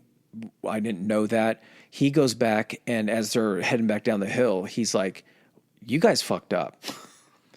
And as he gets back down there and shares the information, it's like, you guys fucking killed Vicky. All of a sudden, they're thinking to themselves, well, when would we have killed Vicky? And who have we been calling out to the past few days? No shit. And so all of a sudden, the gears start spinning and say, what shots have we taken? Well, Horiuchi took that shot when he tried to shoot through the door. It fucking clicks in, and they're like, fuck. Like, we literally have just killed an innocent woman. As dark as it sounds, I don't know if Bo Greitz was really that sad about the government fucking I don't up. necessarily know if Bo Greitz was sad about that. I think Bo Greitz had the ulterior motives of being able to resolve this and kind of increasing his clout. Well, then his campaign slogan turns into, I did what the feds couldn't. Yeah. Think of what I could do with, this. like, if I was in charge of the government. Yeah. This is just me, volunteering my time. Yeah. So Greitz ends up going up there, I want to say the next day, to talk a little bit more. And I don't know if it's kind of what the timeline of the exact days are, but August 30th. Do you have anything before the 30th? Yeah. So 27th is when communication breaks down. 28th is when Bo Greitz goes up the first time. The 29th, they actually go up. Bo Greitz, a neighbor, her name's Jackie Brown. She goes up there to give them like formula Yes. and food and everything like that. As she goes in, and I think she goes in first. I don't know if Greitz goes in with her the first time. She goes in first. Before she goes in, the Fed grabs her by the arm and he goes, hey, don't spend too much time in there because you either will be considered a hostage or we will be considering you hostile or hostage is basically what it is. So she goes in there. The girls just grab onto her and start crying. She knows at this point Vicky, and she was good friends with Vicky. She said Vicky was her best friend. She looks over, she sees the body underneath the table covered up with the bloodstained sheet, and she's trying to stay composed. She drops off the stuff and she has to leave. As she's leaving and Bo is talking to Randy, I believe he convinces Randy to let them take Vicky's body, correct? So Bo comes up there with a body bag and he grabs Jackie on her way out. And he says, I might need your help. Don't go too far. Bo goes into the house and says, we need to take Vicky. The feds had already announced that when they went up and they were in the shed, that they had taken Sammy's body and they were asking them over the bullhorn, how would you like us to proceed with his burial? Yeah. And now Bo is coming up and asking if they can take Vicky. He's saying that she will be okay. We'll take care of her. The most respect we can give her, we will. And they're not saying that we're going to perform. They're basically saying, we'll go ahead and make sure the body, down at the morgue, refrigerator. As morbid as that sounds, hey, we will have the bodies ready when you guys are wanting to do a burial. Yep. So they end up, Randy finally says, okay, you can take her. Jackie comes in, they load the body up into the bag and take it, and then Jackie sticks around and starts cleaning underneath the table where Vicky was. And Bo turns his attention back to Randy. I guess right before they end up taking the body out, Randy sees her again. He says, Bo, you wouldn't believe how beautiful she was. They walk out. Bo turns back to Randy and he goes, "We need to take Kevin too." And Randy says, "You're not taking Kevin unless he wants to go." And at this point in time, multiple interactions between Kevin and Randy where Kevin's saying, "Shoot me." Yeah, Kevin's not doing great. Kevin's been shot. He's been on the bed. I'm guessing there's been a lot of wailing and screaming from Kevin. And when Bo's in there, he definitely notices. And as he's talking to him, he's like, he ends up leaving at that point. But the next day, I want to say it's the 30th, he's talking to Randy and he's like, "You really should let us, I took a look at Kevin while I was in there yesterday. He doesn't look good."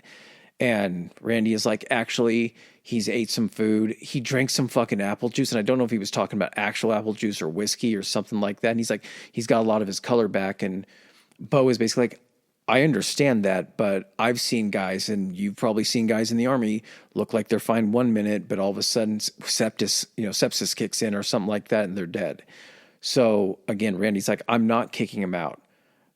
At some point, Kevin Harris is just like, "I'll go. Like I'm getting ready to die here." Well, a big part of it, in the one little monicum of credit that I'll give Bo Greitz, is Bo says, "Randy, if he dies up there, I am going to testify that his death is at your hands." You're just I think the way he phrases it too, or he says something in addition to, you realize that if you keep him up here and he dies, you're no better than the sniper that pulled the trigger. Which is fucking ballsy. Profound. Very powerful. Enough to sway Randy to be able to allow Kevin to leave. Well, he didn't. That's the thing, is it had to have been Randy not so much keeping him there, but also going and convincing him, because Kevin is going to listen to Randy. Yeah, depending on the story too, I've heard that through different sources, I don't remember if it was a documentary or not, that Randy ends up saying that he talked to the girls and the girls don't want Kevin to leave. And that's when Bo has to be like, "You're the father." Yeah.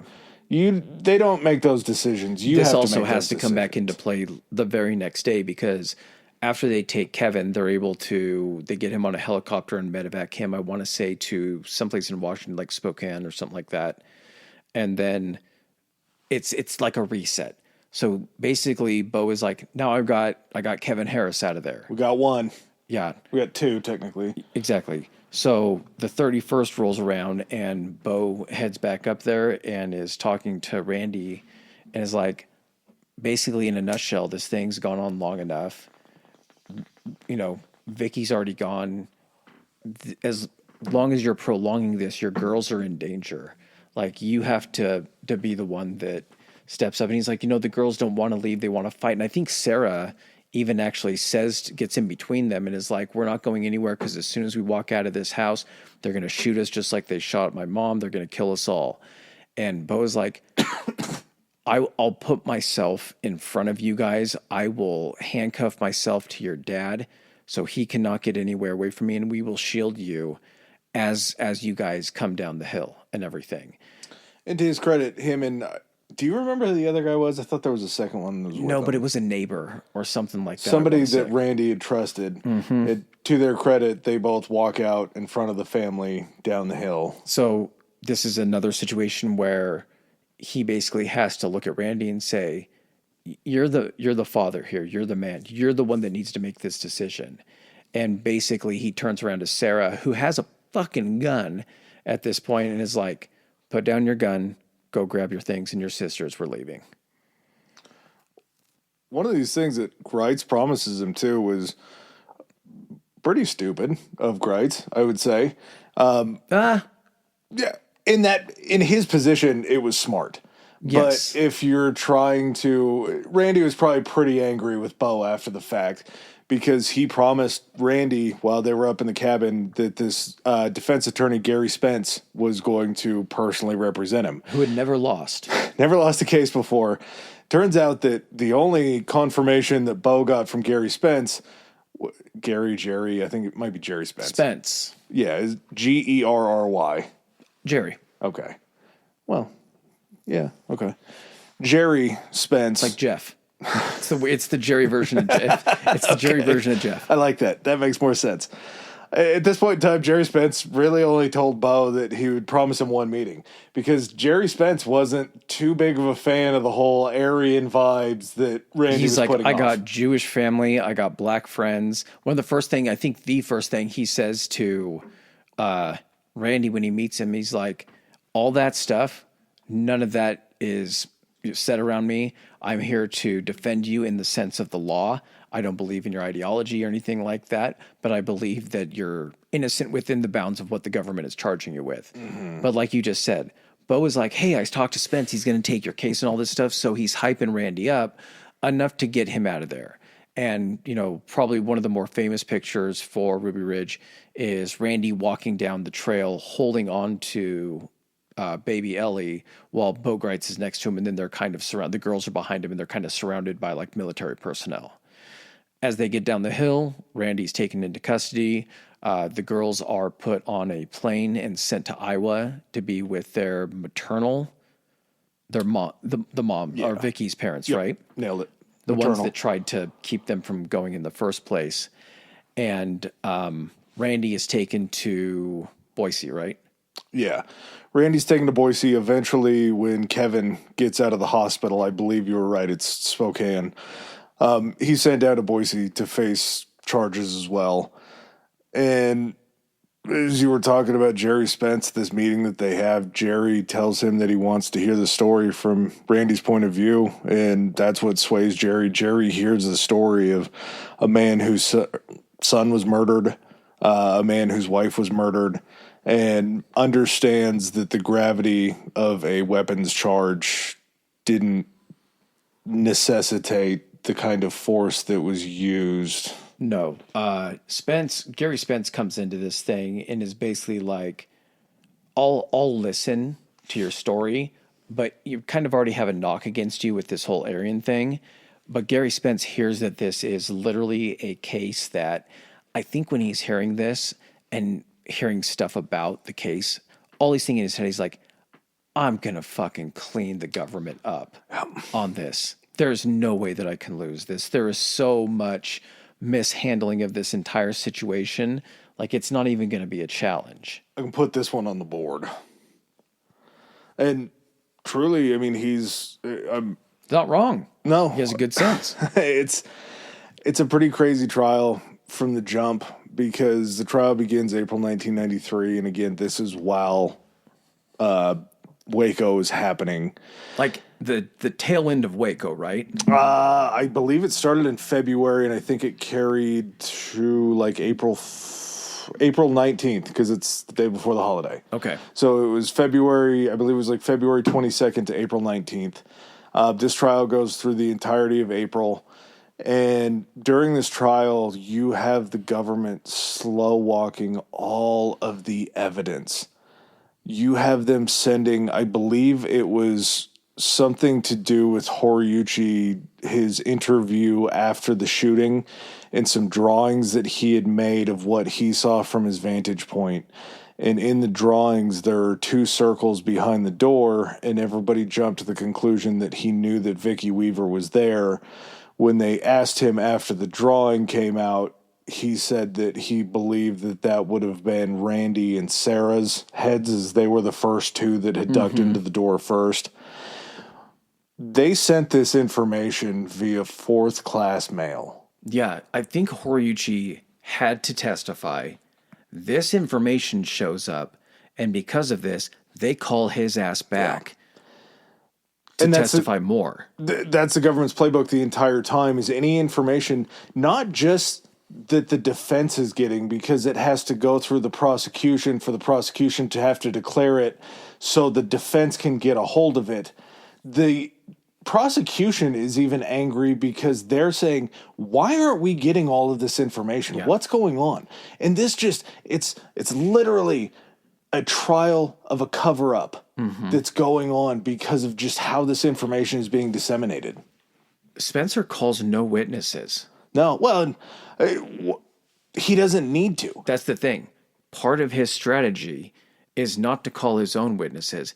his job is not to show that Randy Weaver did anything right. His job, as far as his strategy is to cross-examine all of the witnesses that are up there to basically show how mishandled, through cross-examining these witnesses, the government was at all of this, that it casts so much doubt on the handling that people are going to look at what happened to Randy Weaver and just look at the charges against him and say, none of that was warranted for what he was initially charged with. The onus is on the prosecution. They have to prove beyond a reasonable doubt a guilty, that the defendant is guilty. And if they don't prove that case, you don't have to call any witnesses. And on cross, he's a beast. So we're going back to Gus, our confidential informant for the ATF, as he is testifying to all of the gun-related shenanigans that him and Randy had gotten into. Spence gets up on cross, and he asks him what he gets in return from the ATF, and he admits that he's being paid from the ATF to get these arrests. It's a massive problem for me. I understand that this is just how policing works. For the arrest. Yeah. This is how policing works with confidential informants. It's like a commission. Some do.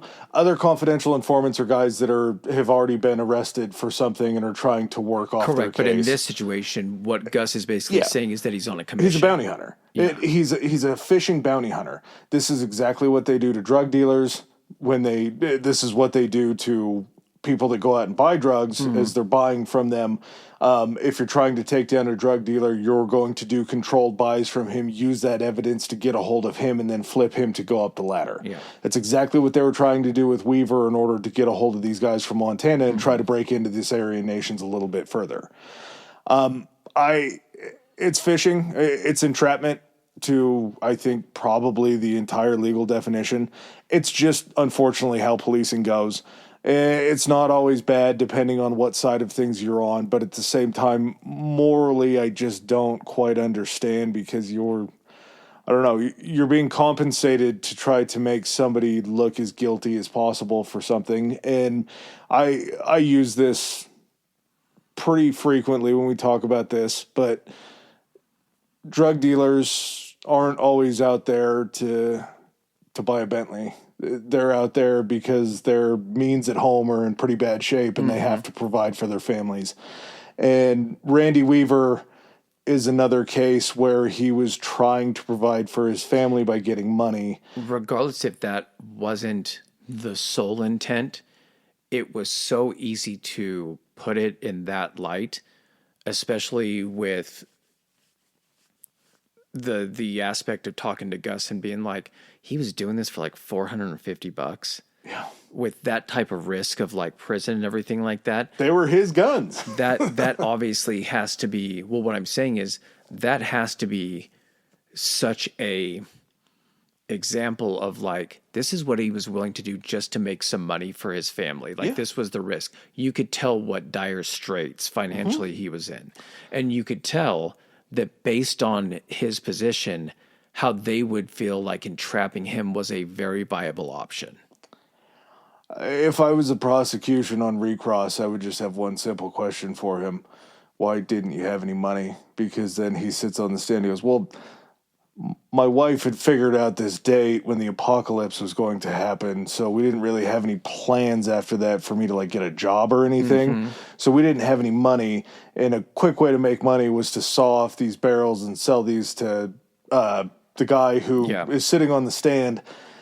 It's a situation where, regardless of the stupidity of not planning beyond the apocalypse, it's just not the greatest way to try to build a case, especially when you're only getting to one level. If Randy had flipped, if they had gone up the chain a little bit more and they had actually gotten a big fish, I can look at this situation and be like, well, the CI kind of did his job and it wasn't too bad. But this is just solely, Randy is where this stops. This spins off from that in such extreme ways that it's like, so because he didn't turn an informant, now his wife and his son are dead. Like that's all you have to kind of like throw up and say, was this worth what this, him not being an informant. It's just too impossible of a burden to overcome for the government.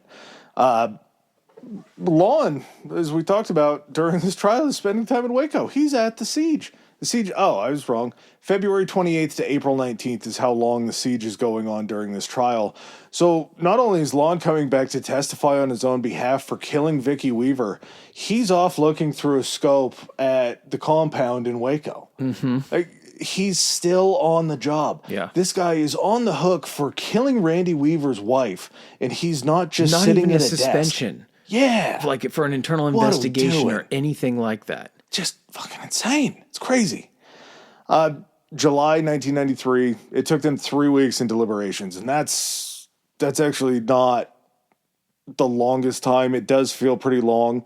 Typically, the kind of rule of thumb is for every week of a court case being presented, it usually counts for about a day. So 3 weeks, you're talking about 3 days? yeah. No, 3 weeks. You're going to be talking about a case that's 30 weeks long, something like that. I guess would about be the math. Okay, so tell me the math again. I'm too high for this. You said every week high a for case math. goes on. That's a day of deliberation. Yes. So, 3 days. If it's a 3-week case, it's 3 days of deliberation. but they had 3 weeks of deliberation. Correct. It's much more than it usually is. Yeah. So it's something where they wanted to get right. And I don't really know what they were weighing as far as in the prosecution's defense beyond just the character the correct character assumption. No would be- assassination. I mean, there was assassination. It just wasn't of character. Yeah, but his character wasn't good to begin with. Correct. They had to weigh That's that why this is so like against the response. that's the whole point is like they fucked up. The government fucked up so badly that you have to look at the racist white Aryan collaborator and be like, but you made him look somehow. I'm not even going to say the good guy, but the guy that you couldn't, like, do you get what I'm trying to say? You pinned a shit charge on a guy and then you killed his son and his wife. There's nothing that guy could have done that you are accusing him of that would be anywhere close to justified of you guys doing that. That's why 3 weeks feels a bit crazy that they had to deliberate. And I mean, they got it right. I can look at the way that this jury's made up. I can critique the one charge a little bit, but other than that, they nailed everything. Randy's acquitted. Well, first off, Harris is acquitted on all of his charges. He was facing murder for the Deegan incident and a slew of other charges that he gets acquitted on everything. Randy's acquitted on all but the failure to appear charge that he got for not showing up. So Harris gets acquitted because they're able to frame it in self-defense because the first shots were essentially fired by either Cooper or Deegan that hit Sammy, in which then Harris returned fire. Yeah, But that's the thing that we never know is what the order of that fight was.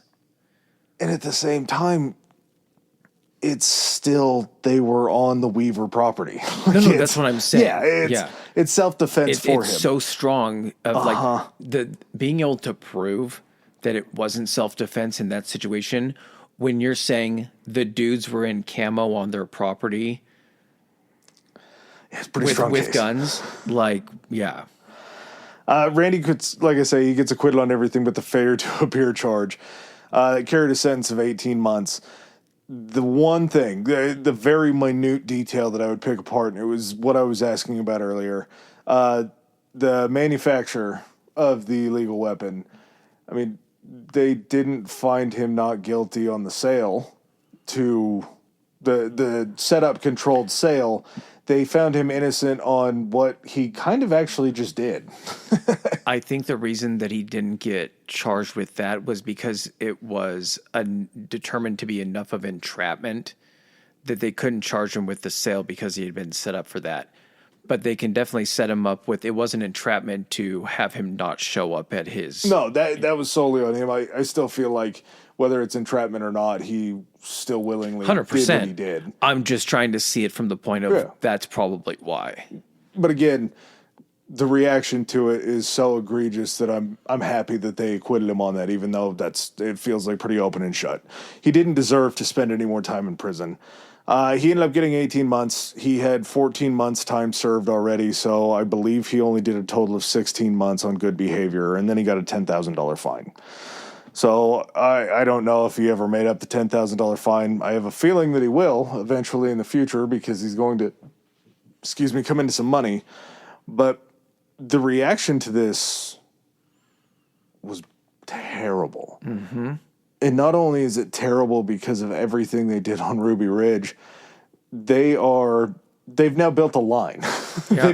They've built a line of congressional investigations of Ruby Ridge, and then you have Waco running up behind it and tapping it on the back, being like, "Hey, I got to get in there. I got to get in there. I got to get in there." And like, shit. Now we got two of these. Do we give it to the same committee, or do we need to make a Waco committee now? Yeah. Do we wait until the first investigation into Ruby Ridge is done before we open the can of worms of Waco? Or do we somehow try to juggle chainsaws and do this all at the same time? Mm-hmm. It becomes a situation where they are going through and looking at all of this information and realizing that this is just egregious. And part of this, the federal investigations, they focused on exactly what we harped on, these rules of engagement. The justification of the second shot without the request of surrender, just like we were talking about. That's what the government is coming out and saying, you didn't do this right. And not to mention you didn't do that part right. The rules of engagement thing is beyond fucked. That should have never been even an option that you guys talked about. Who changed this? Yeah. There was even an instance, I think, there was a government, agent or a government official, I don't know what office, it might have been FBI. That guy ends up serving like 18 months in prison for destruction of like documents that somehow, and I don't know exactly what the documents were, but they were extremely pertinent to like the handling of the case that had to deal with the rules of engagement. And he ends up doing about or more time than Randy did. Good. Yeah. Good. He should have got way more time than Randy was. You're destroying evidence that is super pertinent to this case. There's only one reason why you destroy evidence, because it's important. Mm-hmm. Nobody gives a shit if you destroy evidence. You're not destroying evidence that makes Randy look good. Yeah. Yeah. Yep.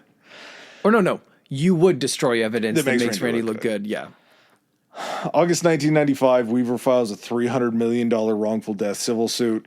It ends up being met with a settlement that awarded Weaver $100,000, and then there was $1 million each for all three daughters. Pretty good there. I mean, not even they said that they settled. Had he gone and it went to a civil trial, that he would have gotten close to the 300. You don't think so? You put a number like 300 million in order to try to get a higher settlement, because you know that if you do go to court, there's no way you're getting 300 million. I mean, it's just had he gone, he's not just getting $3 million though. He's not getting... No, he would have gotten way more than $3 million, but you set that pie in the sky number because you're hoping for a settlement. Yeah. Because going to court and drawing that all out, that's the tough thing about a civil suit is in 1995, so 3 years after this happens, during the civil suit, you're dragging all, I guess, two of the daughters, because the baby's still young, through the mud of this whole entire thing again.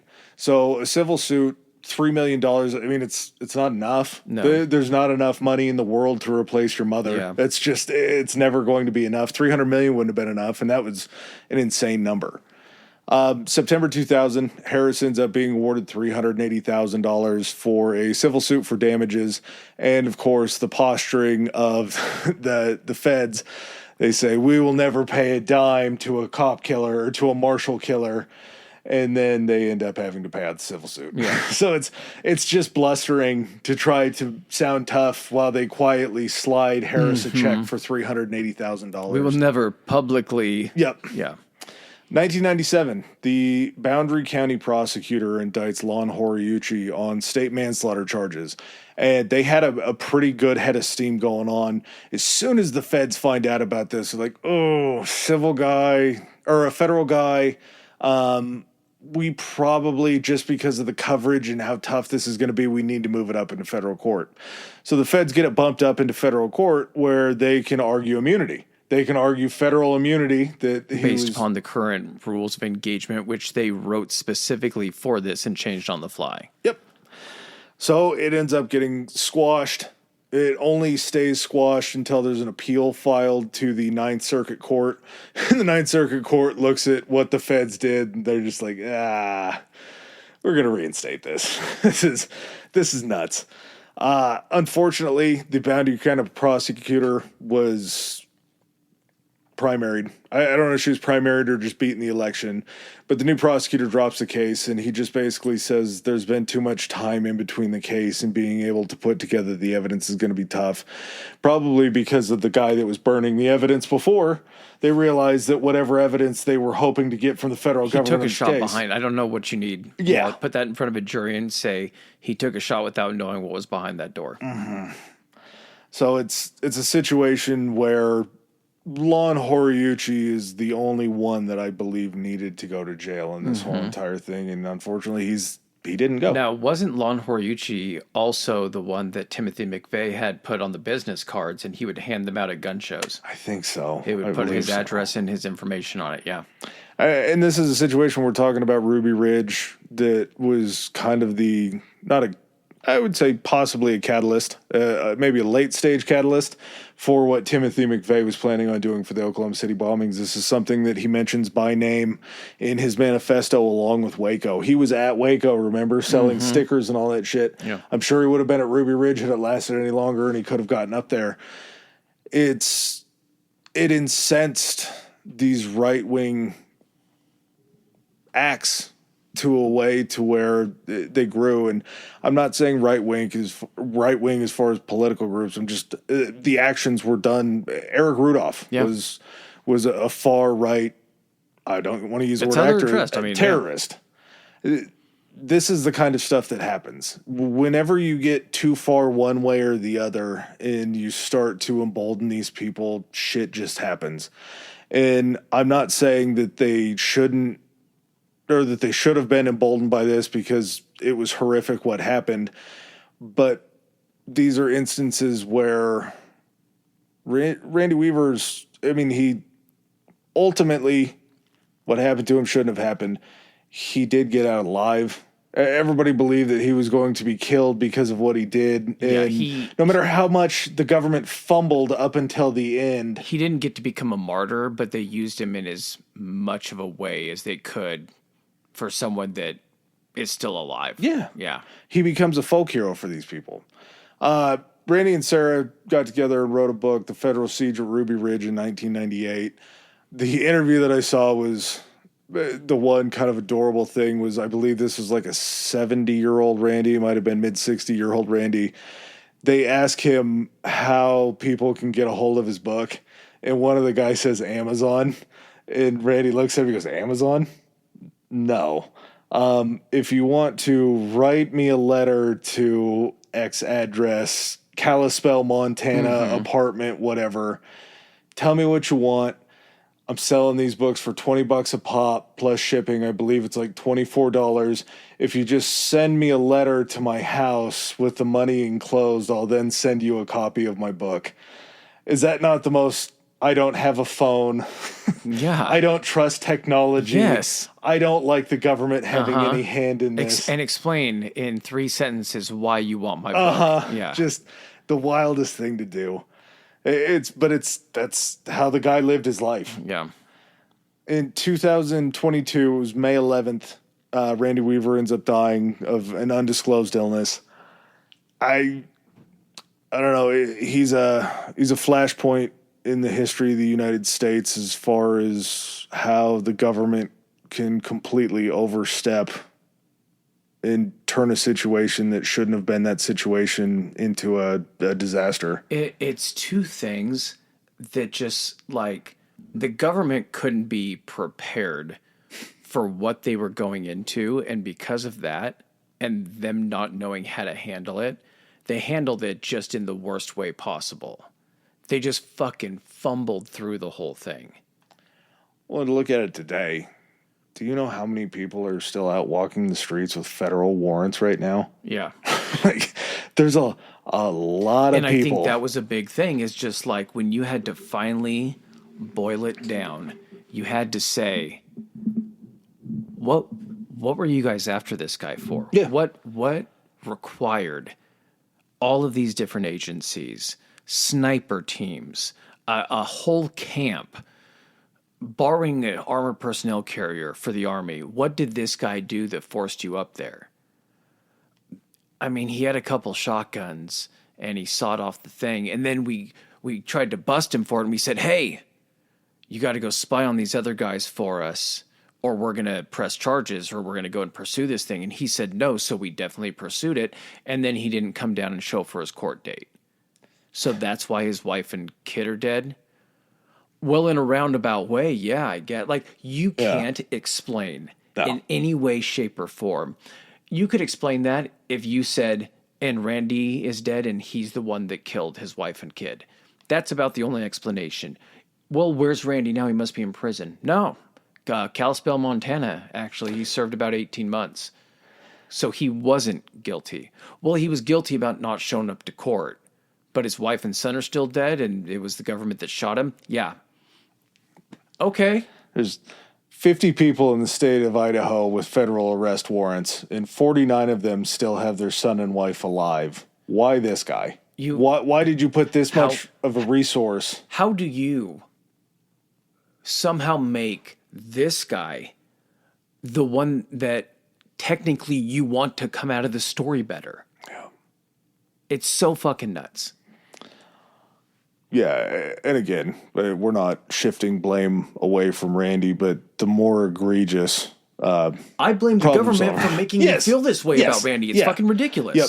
That's the problem, is the government went so far that we Did I have to suspend my fucking dislike for all the fucking stuff that Randy stands for because it was so fucking bad what the government did? That's why I'm angry. Yeah, but it's also kind of the beauty of it is to understand.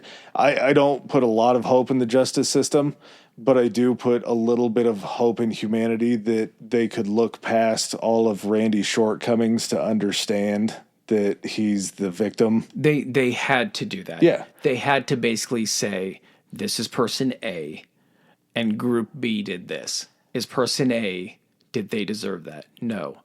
Okay. Now, if we were to add in all this other stuff, do they deserve it? Go back to person A. Go back to person A. Okay, no, they don't deserve it. That's how we have to judge it. But that's the thing, is they didn't have to. How many court cases have we seen in the past and in history where they just side with the government or the police just based on them being the government of the police? That's what I'm saying. That's how bad it was fucked up, is that you could not ignore it. It gives you a little bit of a glimmer of faith in the system. The judicial system, not the governmental the system. catch system. Yeah. Basically, the release system. Yeah. Yeah, good times. We've been waiting for this one for a little while. We've definitely gotten requests for it. I hope that all of those requests feel like they were validated with us. It's 3 hours and 20 minutes in. It should feel... Are you serious? Oh, yeah. Oh, my. I stopped the clock at the bathroom I actually break just and looked up forgot at to that a turn couple it seconds on. ago. I'm like, I wonder where he thinks we're at talking right now. Oh, man. I didn't think we hit 3:20. Yeah. God damn. Okay. Well, thank you for sticking with us for this long. Yeah. We rounded out the trifecta of Ruby Ridge, Waco, and Oklahoma City bombing. So if you haven't gone and listened to those other episodes, listen to this one first, then listen to Waco, then listen to Oklahoma City, and it might actually all stack up. It's a good call. I like that. All right, you got anything else? No. All right. Well, everyone, thanks for spending the 3 hours and 20 minutes with us. Later. Peace.